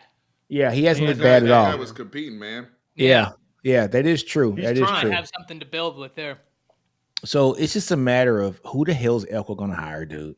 Because that's going to decide a lot, man. That's Yeah, going to the decide a OC lot. The OC's everything for what they're trying to figure out. And Everything. I don't know what to say about it. Hey, Drew. So Elko's not bringing, his guy. His guy's probably going to Notre Dame. Yeah. Riley Leonard is gone, so he's most likely Notre Dame. I've been seeing nothing but Notre Dame predictions for like the last 3 hours on that. So hey, but this is one too, though. Jay, think about this for a minute. Jaden Daniels from Kansas. He sat out since week 4. He hasn't played. He's basically redshirted this year. Does he come back to Kansas or does he go to another school that's going to he give him a little said more he's boost? sticking with Lance. Now That's the question's what going he to be: says. is Leipold going to still be there? I'm trying to think. Is there a job that he could get? A&M's off the board, and so is Mississippi State and Michigan State. I feel like anybody else Leipold's getting gonna fired? Stick for now. He has to for Because now. I think he's Yeah. sticking for now because it looked like he was really entertaining the Michigan State thing, and now Jonathan Smith of He Oregon got State that. has gone there. Which feel so people bad on for Twitter Oregon yesterday were State. like, "Oh, why did Jonathan Smith leave?" I'm like, "Look, They don't have a Oregon conference. State's not in a conference. What are they supposed What is he supposed to do? supposed to do?" Dude don't even got a conference. He gonna be. I'm sorry, but they're like, because people are like, what the hell? But Michigan State is not above Oregon State and all this type of stuff. I'm Yes, like, they one's are. in a conference and one isn't. Hey man, Like- Oregon like- State gonna be in the Conference USA next year. They ready to chill out. That man, Pac-12. They're lucky. Well, they're going to pack 2. they gonna What be if there. what if A&M went out and hired Brennan Marion? Ooh, don't do Offensive that. coordinator. Stop it, Ty. Ties Stop to it. the state of Texas. Stop it, Ty. I don't want to hear that shit. All right. Ties to the West Coast from UNLV. I know 40's happy if he hears that. Yeah. I I'm just wanna saying that say- would I be just wanna say- dirty. That would be nasty. It would be short because Brennan Nasty is work. on a fast He's track moving, to be a head dude. coach. He's True. moving. Good point. It would be That's a good short. point. He's not. If you hire Brennan Marion to be a OC at the 2 Power years. 5 level, 2 years. 1 to 2 years Maybe. max. You get Yeah, that 2 long? years tops. yes, it's going to be a 1 to 2 year years. thing. He's That's fair. Good point. Yeah. right. And- And the other thing with what he's done at UNLV, shout out to him and Barry Odom, by the way, 2 coaches I really like Yeah. that have gone to the Mountain West and tore it up immediately. out there looking like Tango and Cash in Las Vegas. Shout out to Barry Odom and my brother Brennan Marion for the job, the job that they're doing out there. But that is That would be nasty. I think that's why you haven't seen Marion already make that move to some of these jobs. And eventually somebody will do it. But it's going to be one of those things where Marion is trying to be a head coach. Yeah. So And any team that's going to have a brand new head coach is probably going to want some continuity on that team for more than a year or two. And so, fair. man, Marion, but that go-go offense, It'd just be so. I mean, put up numbers. yeah. but can you he'll put up imagine numbers. what it would do for? Granted, they don't have a problem with this, but recruiting. I mean, you talk about they're worried about Cam Coleman flipping. No more. You go get Brennan Marion. I don't think you're concerned about Cam Coleman flipping anymore. I just don't. Yeah. Because we have the he'll have like the air. Man, he's just good. I mean, look, man, he's a budding coach. We're all going to see it. Y'all make a Yeah. really good point, though. I didn't even take that into account, Stephen, Nick. Y'all make a very good point. That's tough. He'd be out of there quick. Real quick. That's fair. I'm trying to think who else is in the transfer portal. We've talked about. Well, somebody else just got the San Diego State job. Yeah, that was one Sean he was Lewis. up for. Sean Lewis, yeah. Sean Lewis, right? As right. expected. So some of these these are good. Thank God they didn't hire him as coordinate- OC. Oh God, yeah. There's a lot of people wanted him. I tell you what, man, that's the only thing about you get a defensive minded coach. This is an offensive league, right? So a lot of these offensive guys, once they start to make their, make their chops and stuff and get everything situated, those are the ones that get picked up for head coaching jobs pretty early and pretty quick. Yeah, because know? they're the ones that can change things quickly, right? Yeah, Like, exactly. Like over the last we'll just say 20 years, how many offensive coaches have actually won national championships? It's 4? If you do the actual quick math in your head, think about it. Saban's a defensive guy. Yeah, Kirby Kirby's Smart's a defensive defensive guy. Ed Orgeron's a defensive guy. Let me see. You got Dabo, who's considered an offensive guy. So Dabo Yeah. would be your 1, but Jimbo. Jimbo would be considered an offensive guy. That's 2. Urban over the years. Is He's a, Urban's a Yeah, defensive that's- guy, isn't he? no, I thought he played linebacker or corner. but it don't matter. No, Urban's I an thought he offensive was a guy. You know what's weird defensive about guy. Urban? Urban Urban with the was spread. like a special teams guy. Well, honestly, Well, Oh, you're like right. John He was a wide Harbaugh, receiver but coach. You're right. He was Yeah. a wide receiver coach. Actually, he was outside linebacker the- and wide receiver, so he does both. Wow. What the f- is That's- this? that- He was outside linebacker coach at Illinois State and then quarterback coach and wide receiver the next season. That's but fascinating. yeah, that is crazy. But Urban's DB called coach to when he fame started. What? because Urban's just a great football mind. Like He just no goes matter what everywhere. people say about him as a person, he's just a hell of a football mind. But Urban's claim to fame was his offense. That Yeah. offense that he brought in from Utah, was an offense that's stupid crazy that people thought wasn't going to work in the SEC. And then he turned it into 2 championships and then bolted. So where's Dan Mullen coaching next year? then where? That's Now, a good He's, question. he's on TV. CBS on- Studios. Yeah, man. Hey, man. He He get won't them take a TV job. checks, man. He's he don't like. gotten. I heard that he interviewed for Mississippi State and for I think Syracuse and decided to pull his name out. No, hey, that's just to get the check higher with Yes, CBS. That's all it is, man. yes. Dan Mullen, he already said he don't like to recruit. Oh, Come yeah. on, man. He Yeah, said that was wild. That was And it's funny wild. because Syracuse AD said that he was never a candidate when his name was thrown around for the job when he kind of just pulled back. So yes, he was using that to get himself up. Yeah, that man said he don't even like to I know recruit. the recruit thing is a huge obstacle you'd have to get over. I mean, However, In it's college like people football, keep saying is- Joe Brady to me like once a week about him getting a job somewhere. I'm like, what? Have y'all not heard what Joe Brady said about recruiting when he over here left trying to LSU? rescue the Buffalo Bills right now. Exactly. That's He's not- got Josh Allen. He's got enough kids as it is. yeah, he's recruiting trying in to rescue Buffalo Bills right now. Dan Mullen though is better than half of these damn coaches out here. They are. He We're is. just talking X's and O's. He just Yeah. got to get the I mean, complete let's just package be stuff. honest. Yeah. That's why I'm just so happy A&M didn't get their hands on a guy like a Sean Lewis, right? Someone Yeah. that you get him out there. I mean, he's going to unleash something ferocious with those athletes. I'm excited to see what he does over at San Diego State. It's gonna be interesting, dude. That's gonna be interesting.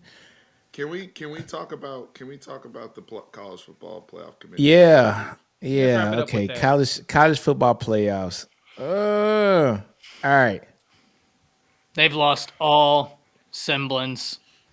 They've lost all credibility. So who's the guy that they keep trotting out there to make these stupid statements? What's his name? Bo Nix has a 78% completion percentage on the year against Bishop Sycamore, Gainesville High School, and Decatur High School, and we think that's fantastic. Yeah, he passed for lovely. 97% against Portland State, and they scored 81 points. Look here, man. Of course, everybody understands me and Steven are Texas guys here. Ty's an Alabama guy. Jay's an OU guy. There's no way in hell Oregon should be above Alabama or Texas right now. Ohio State. There's no Why is reason Ohio State should be above. anybody. Can I got two issues. Before you go, Go I ahead. got two. I'm going to be real quick. I don't understand how Ohio State and Oregon's above you two, and I don't understand how Penn State and Ole Miss is above us. We literally, out of the 10-2 teams, we have the best win. Like, if you're doing this off resume, like they always say, Because games played on the they're field not is the most consistent. important. No, because they don't care about your wins. They're looking at who has the best loss. And that's what And they're they- looking no, at. that's And the they got the dumbest two thing. best losses. And that's and that's what they're That is looking at. consistent, then. Stupid. That is the only consistency they have, because they're looking at us right. losing to you guys, and it is a worse loss than Oregon losing to Washington. Which, look here, it was all the recency bias. I think in the first 6 weeks, everybody thought the Pac-12 was this tough ass conference in the first 6 weeks. Colorado was booming. Oregon State was booming. Washington State was booming. Remember, Washington State started off 4-2, right? But we knew they were going to cannibalize each other. but- That's why but I hate it- ratings before week 4. But You know who I'm it looking at. didn't matter, because the narrative out there, and I blame Dion for this. I'm blaming Dion for this shit. Prime is The your fault. It's Prime's fault. The narrative was the Pac-12 was just this awesome conference in their last year. Everybody's doing well. And after week 6, all the piss poor sorry teams regressed to the mean like they should have. The Washington States, the Colorados, the Arizona States. Utah doesn't have a quarterback. They're 7-5 this year, right? They started off real tough, and everybody thought they were great because they beat sorry ass Florida. But we see what Florida is, right? They're not a good team, folks. You know what I'm saying? So look, man. No, I'm sorry. They didn't beat Florida. They beat LSU, didn't they? They beat Utah. Yeah. Beat Florida. They beat Yeah, it was Florida. Florida. Okay. At Yeah, home. you're right. You're right. They were It was 8-4, Florida. but No, yeah, but still. Jay. Now that you state that, though, in terms of the Penn State, Ole Miss being ranked ahead of you, And Missouri. and Missouri. Okay, use Missouri. It's the losses. That's the only thing That's it. It's just the one thing of consistency that I've seen from these people, because they're looking at Penn State and they're like, we really like Ohio State, we really like Michigan. They lost to them too, so that's cool. And Ole Miss lost to Georgia and Alabama. That's cool. And OU's losses were Oklahoma State and who was your other loss? Kansas. So that's why they're not looking at what you did. They're Yeah. looking at what you didn't do. That's the That's- only But that's it what thing they're looking at. makes they're not no emphasizing the wins. sense. That's why they're not. That's why they did not bump up Michigan. Exactly. Exactly. Because And they got the best should've win. bumped Michigan. Michigan has the best win. They have the technically, best because win. They love Ohio State so much. Yep. That's why it doesn't make sense. You love Ohio State so much, but then this team goes and beats Ohio State, Yeah. but they're not number one Hold on, because Steven. you want to leave Georgia there. They beat Ohio None State, of it makes sense. and they didn't even have their head coach on the sideline. That's the thing. That's what got me with all of this. They don't have their head coach. That makes it double embarrassing. Yeah. Double the embarrassing. Okay, Now I okay, get it. okay. Go ahead, Ty. Go ahead. I Ty. got it. Go, Ty. I gotta Go, go. I Ty. gotta Go ahead. You about to How explode. in the hell is Ohio State above Alabama and Texas when they lost to their rival, when their rival didn't have their head coach on the coach. sideline? Yeah. Not only that, Michigan came out of that game, and Michigan players, when they were like, oh, were they more physical than you thought? The Michigan players said no. They were soft. They weren't good. And you rank them? Like, what has Ohio State shown you? You know, though, the only thing I can say about look here, Michigan, y'all didn't bulldoze their ass. It was a damn close game. So if they were soft, then well, I think we can talk about that when it gets there. Look what's happened to Michigan when they play Georgia. They get smacked around. Yeah, like that's a conversation. Was there any surprises that you guys saw in the Ohio State-Michigan game? That game played out exactly like I thought it would. You know, I picked Ohio State. Yeah. I picked Ohio State. I picked Ohio State too. But, I know all three of y'all did. All three of y'all. All three of y'all. Of game, you know, Jay, you're right. But style of game played out exactly how I thought it would play out in terms of, you know, not a whole lot of vertical passing and, you know, ground and pound and very physical and, you know, eventually somebody's going to make a couple plays. But they're overrating these teams. They're overrating these players and they're overrating these teams. For people to be emphasizing Marvin Harrison Jr., who I love, and he's a amazing damn good prospect. player. Yeah. Yes. But to even be putting his name in the Heisman category is disrespectful to what Devontae Smith and guys like that have put up real Heisman numbers at the receiver position in the past. And carried a team. I don't even know if he's not. We can't even definitively say that he's had a better season than Rome Odunze or Malik Nabers. Troy Franklin. Over here pushing him Troy Franklin for Heisman. It's just ridiculous how they bump up all these. It's the favoritism. It's the favoritism that they have. And look here, man. It just pisses me off because, look, I want to get back on this Pac-12 shit. They haven't played anybody. The Pac-12 is weak. It's not what we thought this conference was at week 5. This conference it was a better conference last year. Last year Pac-12 was really, really good. It was rocking. I think the quarterback play is still really good in the Pac. But the team suck. They cannibalize each other as you do in conference. The problem I have with the Big Ten, the conference that sucks is the Big Ten. Because it's literally 3 teams that do everything every year. They have cupcake schedules, and that division shit is stupid. Yes, and they're in the same division. That's what makes it so bad. Look, once they get rid of divisions next year, I think the Big will look a lot different. But for real, dog, Penn State gets the best set of losses because they keep losing to the same team every freaking year. This is the reason why that best loss bullcrap pisses me off because literally Penn State gets abused every year by Michigan and Ohio State every single freaking year. That's the only team they're never going to beat. James Franklin won't get them. Never. And then they're going to beat Rutgers. Well, yes.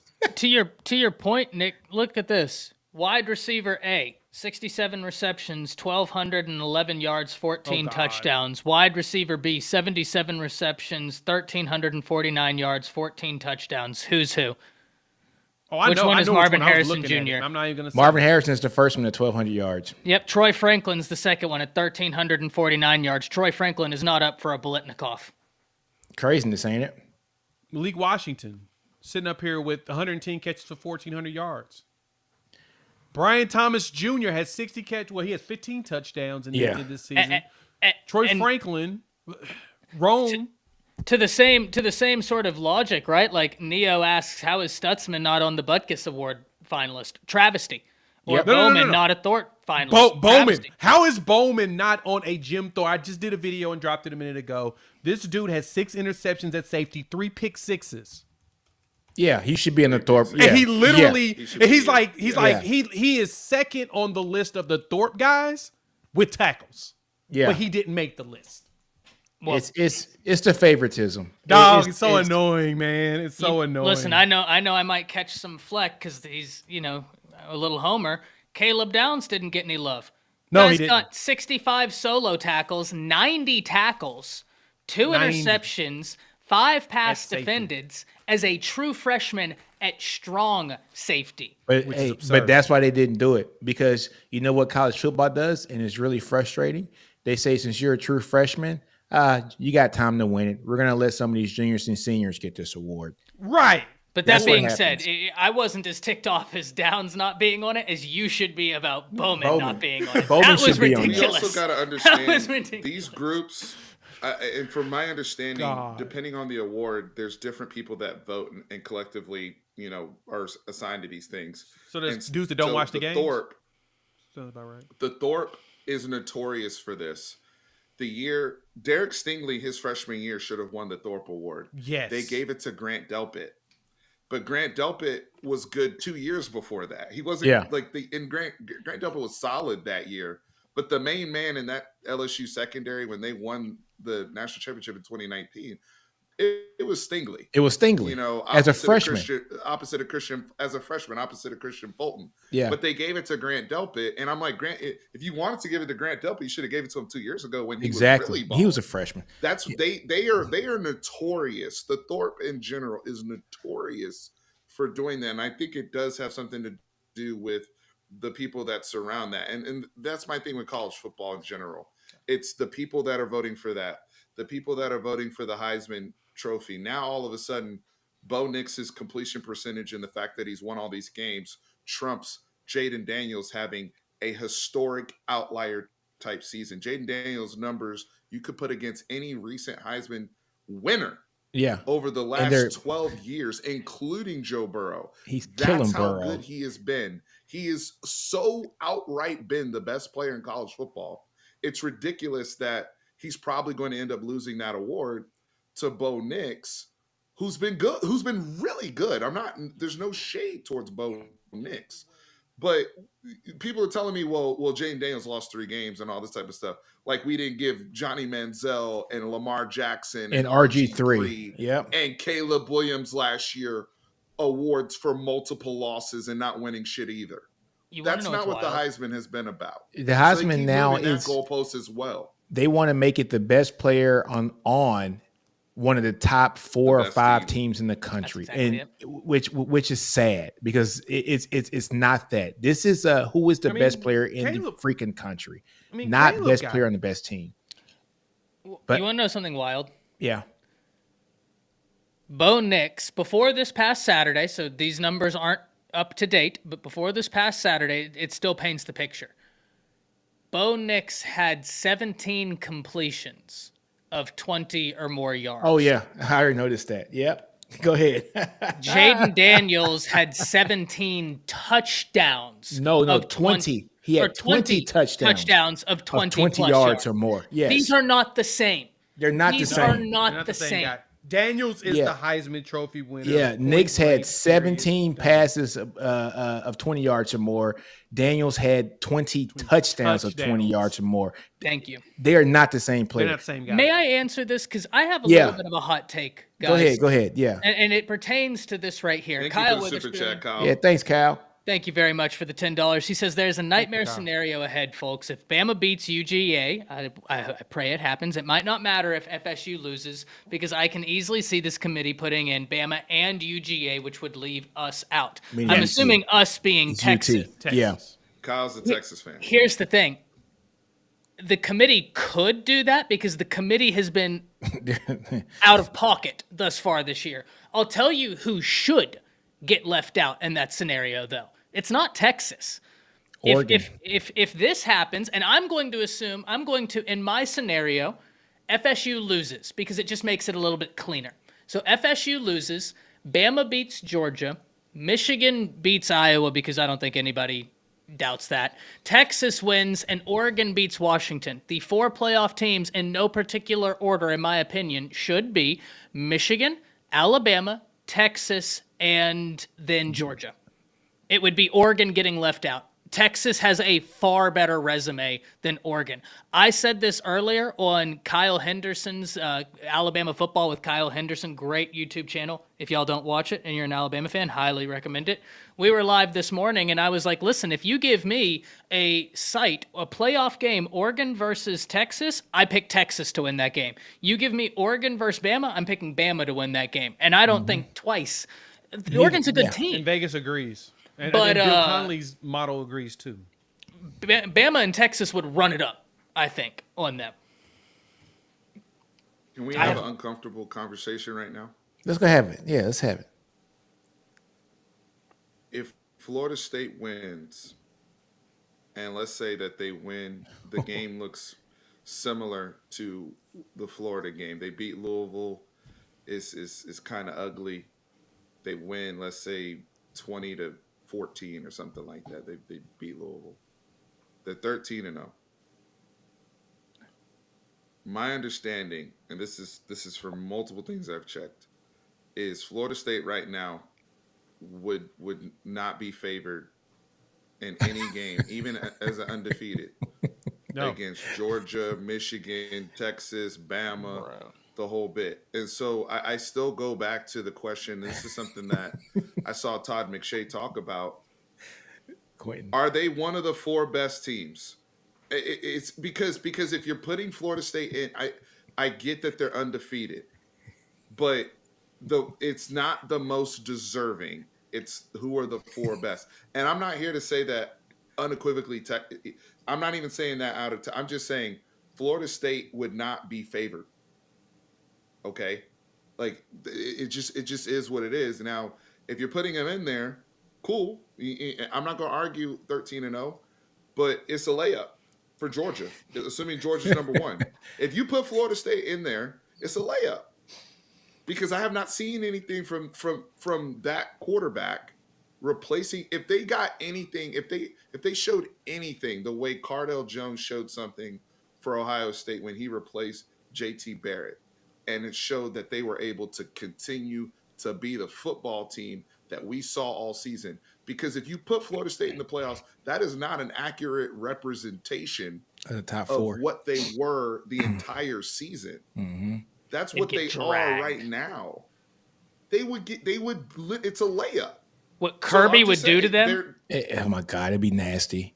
It would be nasty. But hey, okay, Steven, this is the only thing I want to push back on this. Now, they gotta beat Louisville by 14 points. Okay, if they beat Louisville by 14 points, then let them be the 4th team. I'm fine with it, and this is my reason for this. Right, 2014. Who would have ever thought Ohio State would go in after losing JT That's Barrett what I just brought up and win it? I just brought up Cardale Jones. Yeah, that they beat Wisconsin 59-0. Yeah, they literally. But that's what I'm saying. They have to beat Louisville by 2 touchdowns or more. If they can go beat Louisville by, let's say, 14 or 17 points, right? And it's a game that's 37-20. Okay. Do we put Florida State in? Is that margin wide enough for them to go in? I need to know what the quarterback looks like.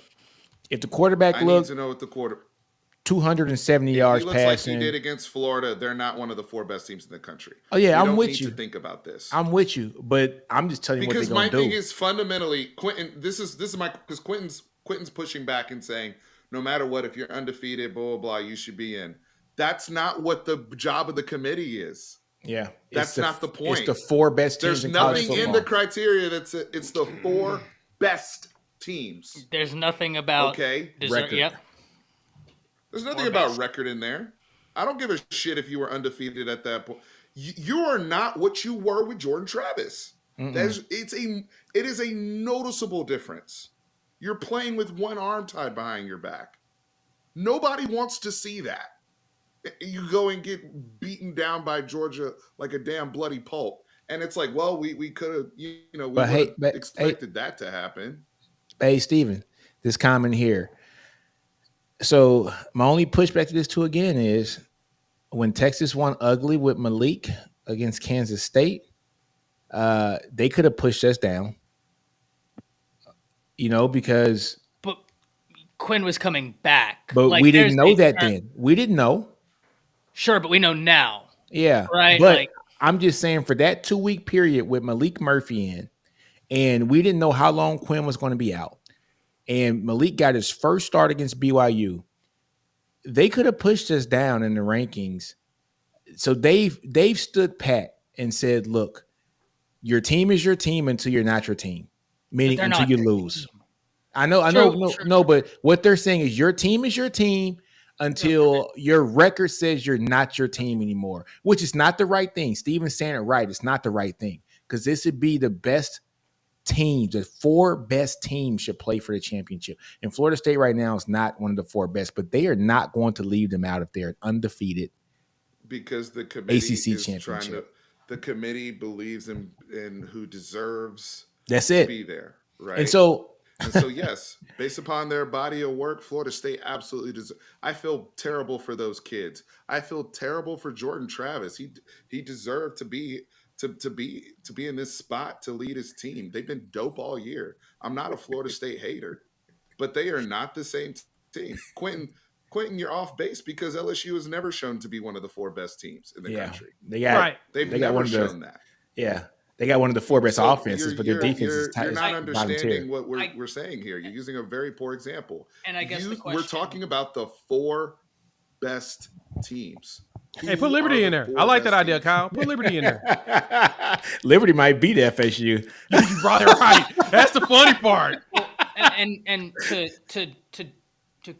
to Steven's point, and I guess Quentin, a question I have for you: who in the top 8 would you have Florida State favored against in Jerry's world tomorrow? Because I don't think I'd have Top Florida 15. State. I was just doing playoff contenders, but yeah, you really want to peel the curtain back, Jay. Hey, Damn, I'm Jay. saying, man, everybody's looking at them. No, that's a good point. Look at But them like food. OU Everybody's versus looking at Florida food. State and Jerry World. Who's favored? Oh, Oklahoma's favored by like 2 points. So what are we doing?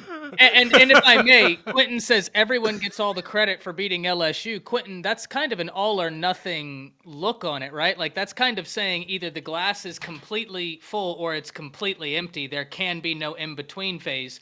Just because we don't think that LSU is one of the top 4 teams in the country does not mean that they aren't a really, really good team. There are 25 teams that are ranked. Only 4 teams make it. Just because you're not the top 4 doesn't mean you're bad. It's not an all or nothing. It's not a zero-sum game. Agreed.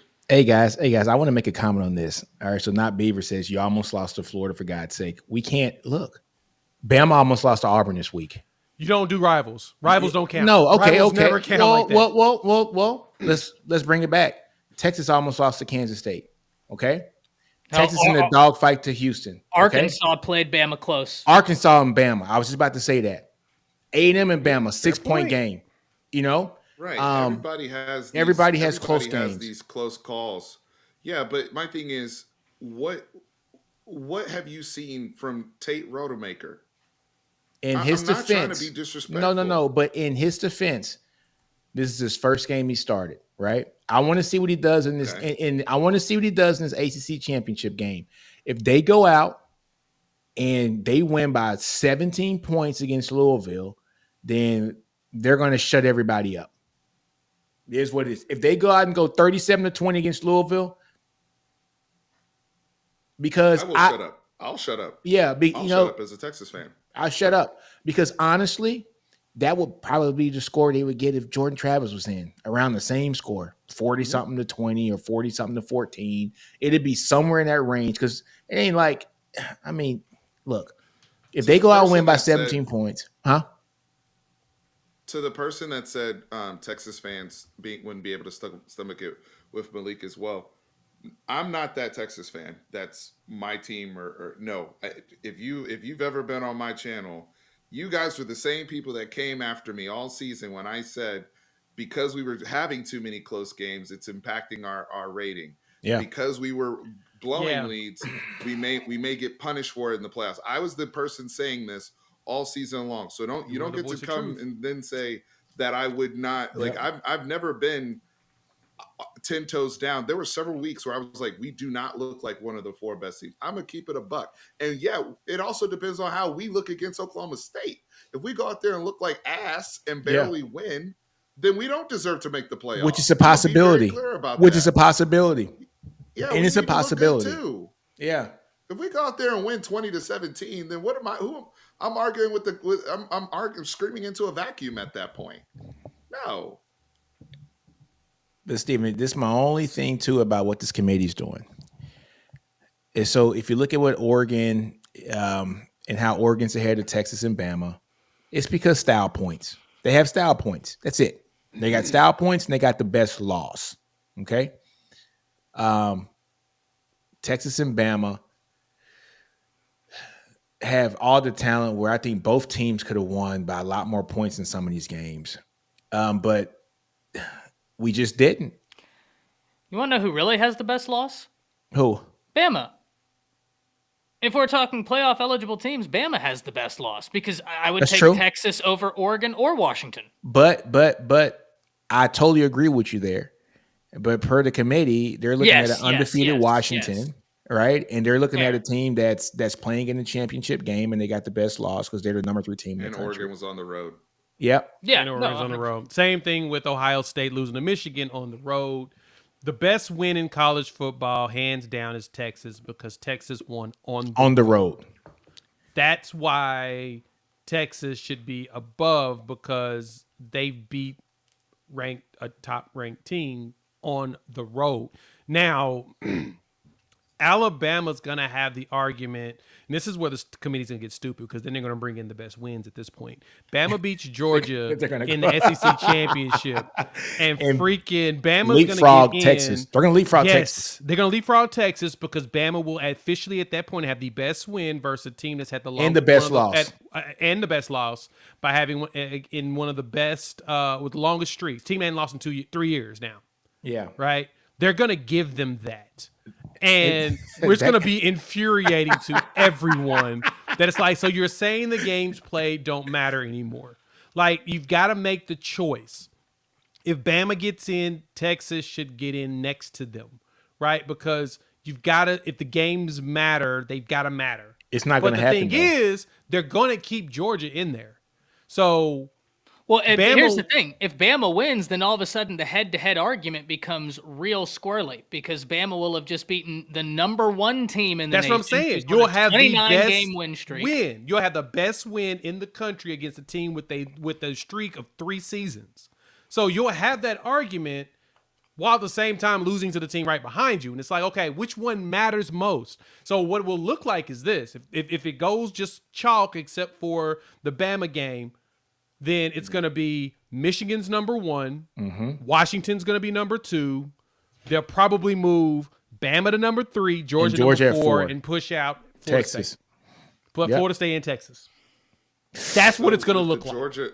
With the Georgia scenario, even if Florida State wins, you're saying? Yes, even if Florida State wins, they get pushed out. No. Look here. I don't see Bama jumping 6 spots. For beating Georgia, I don't. If they beat Georgia, they will. I think they're the number 1 team in the country. They'll do it. It's stupid. They'll do That'd it. be so nasty. I don't see it happening. Work. I don't see it happening. Ohio State. Look here. Nasty work. Hey, Ty, if Bama wins this game, right, and Bama has a good shot of winning this game, the Michigan number 1, okay? I think Washington has a good shot of winning Oregon, right? So I'm going to say Washington wins the game just to make the numbers clean because Washington and Oregon are going to cancel each other out regardless, right? So just to make the numbers clean, I'm going to make Washington win the game. Washington's going to move to number 2. And if Florida State wins the game, oh my God, this sucks. If Florida State wins the game, right, they're not going to leave Florida State out, folks. It's not happening. I'm telling you right now. Watch them find a way. No, they're not because they've already prioritized them being undefeated because honestly, we saw the game last week against Florida. We all saw it. We saw it. Steven said it perfectly. He said this outstandingly the way he's made. He said this. There's no way in hell that Florida State should be in the top 4 right now after what after the shit we saw on Saturday. There's no way in hell. No way. They are not a top 4 team in the country, but they prioritized them being the undefeated team, and they're going to beat Louisville, folks. Well, it's going to happen. Here's something else I'd say because earlier in the chat, Prime was saying that the Texas beating Bama, that can't be one of the best losses because Texas then lost to OU, who lost to Kansas and Oklahoma State. Here's why I say that logic doesn't work out because that was a rivalry game. The first or second best rivalry game in all of college football, right? Depending on who you talk to.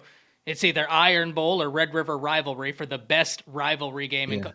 You lost. So you can't really then just say like, oh, well, because OU shot themselves in the foot twice. Like because OU actually went out there and said to the other team, here's the football game. Please beat us with it.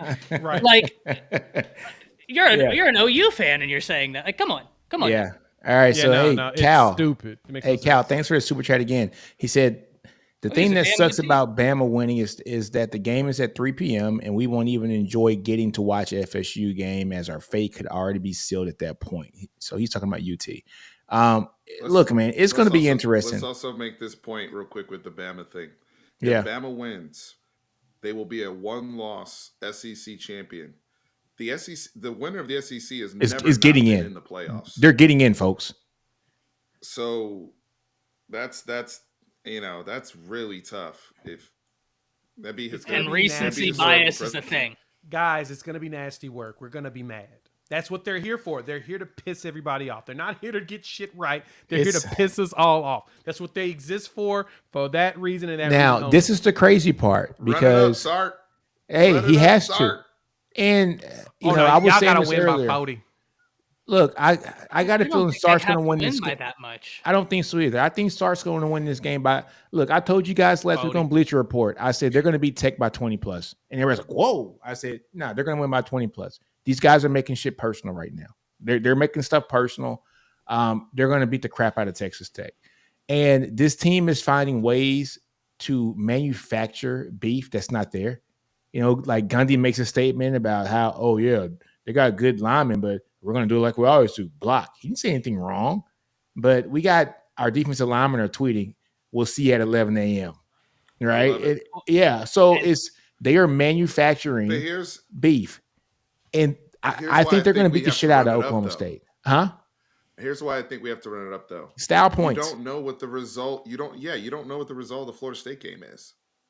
Style points. Now, again, if your agenda is just to win, and I've said this before, if your agenda is just to win the Big 12, and that's a successful season, if you're I'm talking to Texas fans right now, and you don't really care as much about the playoffs, then you'll take any win.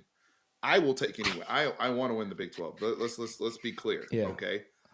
However, for the sake of the playoffs and the way this committee is moving, in my opinion, to best protect yourself or to give yourself the best chance to try to overturn your current. You've been at 7 since October. Yeah. Nothing has worked. Your only shot is to beat the shit out of Oklahoma State like you did last week to Tech. That's your only shot. At least to assume, like, if Florida State wins and they have like a nail biter with Louisville, then it like puts it on out front street in front of the country of like, all right, are we really doing the best team thing? Like, to me, that's your only play if you're Sark. That's why I'm saying he needs to run it up on Saturday if he can. That's my 2 cents. And this is a great comment. So Fury Murray says, first off, Roll Tide. Secondly, even if Texas beats the shit out of OSU, if Bama wins by 1 point, we're in there. Hey, you know what's funny though? Like I was telling Nash this weeks ago. I think if Bama I know beats, who that is. I'm gonna throw a rock at his head as soon as I talk to him later on today. hey man, I think if Bama beats Georgia, Bama's in, and I'm telling y'all, man, it's stupid. I think they leapfrog Texas. I've been saying this for weeks, Bama right, fans Steven? like this. Hey, Steven, I've been Bama saying this for fans weeks, like though. this. No, you have. Yeah. But Furry Murray is not wrong, but it's the arrogance. I can smell it through my screen. Because he knows as long as we win the SEC, we Gucci, baby. Like Steven, I hear this. I hear this from him all the time. I know who that is. Because as soon as I saw first off, Roll Tide, damn it, this is exactly who I know it is. How can that is? Arrogance. He's so arrogant. Arrogance. They're like, yeah, as long as we're in the conference, we in. We don't care about all these other scenarios like the rest of y'all got to worry about. We're SEC champs. Bevo, when it happens week 2, whenever you have a totally new offensive staff, defensive staff, quarterback, and then the team that beat you turns out to be one of the 6 best teams in the nation, yeah, it's not a bad loss. That argument almost says, Nino, Steven, your guy's almost arguing that Texas isn't that good of a win. What's up with your guy there? Who said that? Make it. Hey, he's posing the argument that Bama losing to Texas isn't a good loss. I guess what are you Texas. talking about? So I guess saying, Texas ain't a good loss. Then I don't. Bevo, out of your mouth. I don't know. I don't know, Bevo. I don't know. You tripping on that one. I must have missed it. Oh, here he goes. A loss to your biggest rival, who is also good at a neutral field by last minute touchdown drive, is definitely a really good loss. A loss to Agree. an out of conference team by 10 at your own home isn't. Okay, I see what you're trying to say, Bevo. But if we're going to give the nuance to one side, Yeah. we must also give nuance to the other. Yeah. Goes I think both he's ways. saying from, I don't know. I don't know. You Our said loss you is can't not better. claim. Yeah. I know, but Bevo, you can't say I'm not saying it's bad when you actively say it's not good. Not good is bad. Yeah. Yeah. That's a good loss for, I mean, okay, look. Bevo saying that Bama got beat bad at home, right? True. But it's not a bad in loss. in the grand scheme of things, Bevo, for the playoff committee, Bama getting beat bad at home by double digits to the team that's number 6 in the country when there are multiple one-loss teams, that is a good loss on their resume as far as trying to up the ante to get into the playoffs. That's all that is. And nobody's arguing that, Yeah. that Texas has a bad loss. I agree with you. Oklahoma is a good team, which is why I said if we're basing this off of Oklahoma having 2 losses, Oklahoma didn't exactly do themselves any favor in those Yeah. 2 losses. They're a good football team. They are. Also, I was pissed at Oklahoma. I could have stood 1 loss, but not 2. Corey, Tell me about it. I do Tell get what me you mean, about though. it, Nick. Tell us about it, Nick. I get what you mean, though, Bevo. I'm just Yeah. having fun with you. Corey. Now this is a funny shit. Now, what if Iowa comes and wins against Michigan? Now that'd just be like, Dog. I'm good. Somebody shot a message out. I'm See, trying to the remember who it first was. mention- I'm good. The first Iowa. mention of a Big Ten team. That's how shitty this conference is. The fact that they like no one's even assuming that scenario of Iowa. What if Iowa 20-point underdogs? The fact that you're a 20-point underdog in a Conference championship game. tells me everything I need to know. Oh my God. That's Embarrassing. ridiculous. Embarrassing. Oh man. Oh my gosh. Yeah, I want Iowa to win. But like seriously, I'm gonna sit there and watch them run, ISO and buck sweep for 40 minutes Yeah. into a cloud of dust, and then try to throw Waggle to the tight end on every blue moon. They're Yeah. not losing to Michigan. All right, so hey man, so David has good comments usually. So he says Alabama has a chance to beat Georgia. Anything is possible. However, I actually think Louisville has a much better chance to beat Florida State as Alabama has to beat. Yeah, and I agree with that too. I don't think, disagree with that at all. man, look, I hope Louisville beats the shit out of Florida State.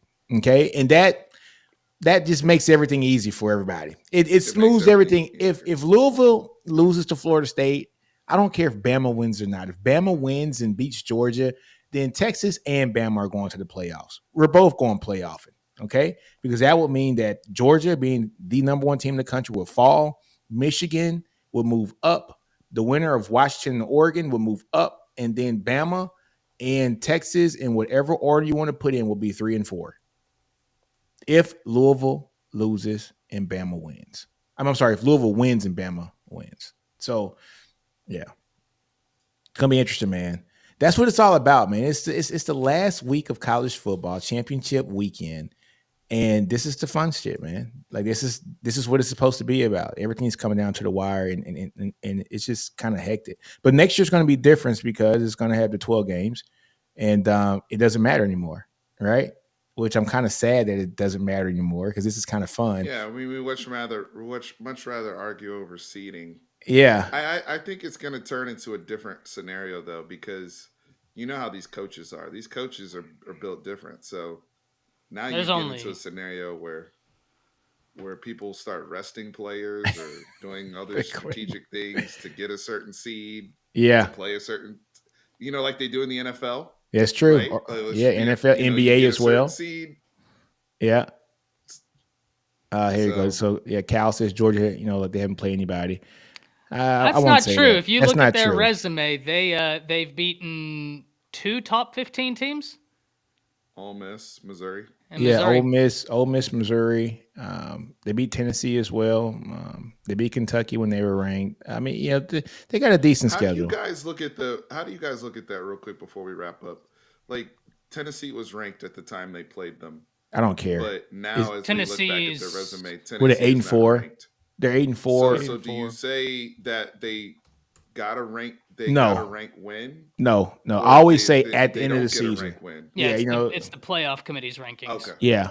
Yeah, this is why I hate any rankings of any type before week 4 and sometimes before the college football playoffs. No, It's I say because of before week this. 6.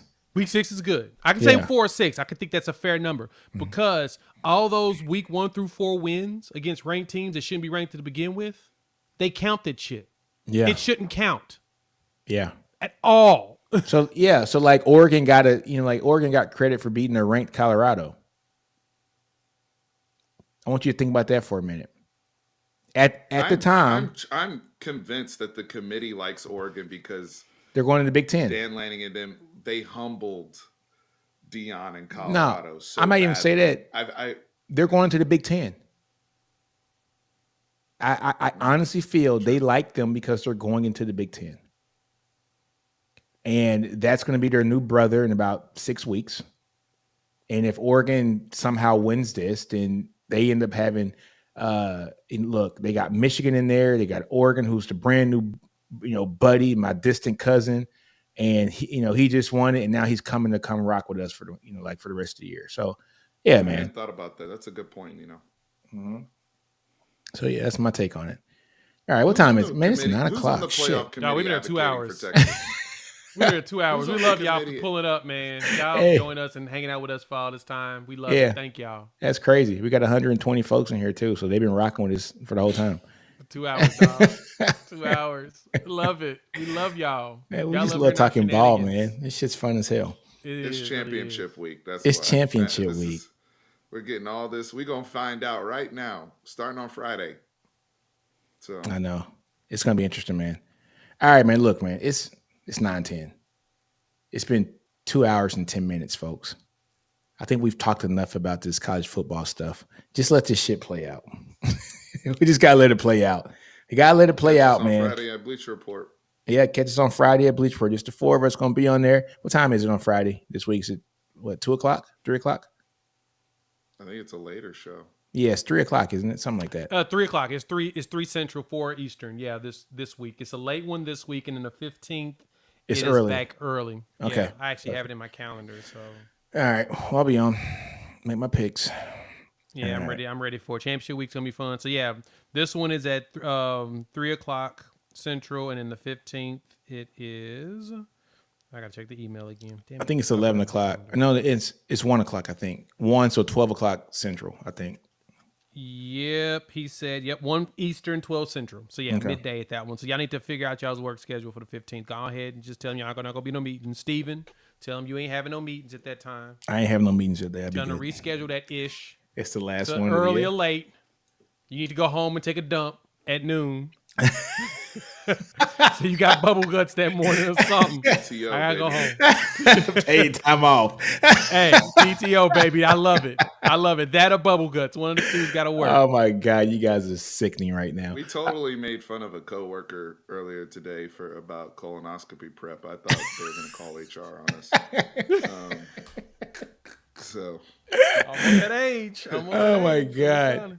All right, Villages. yeah, All right, man. We out, y'all. It's been 2 hours. We'll see you guys next week. See y'all next week. Be good. Deuces. Holy shit.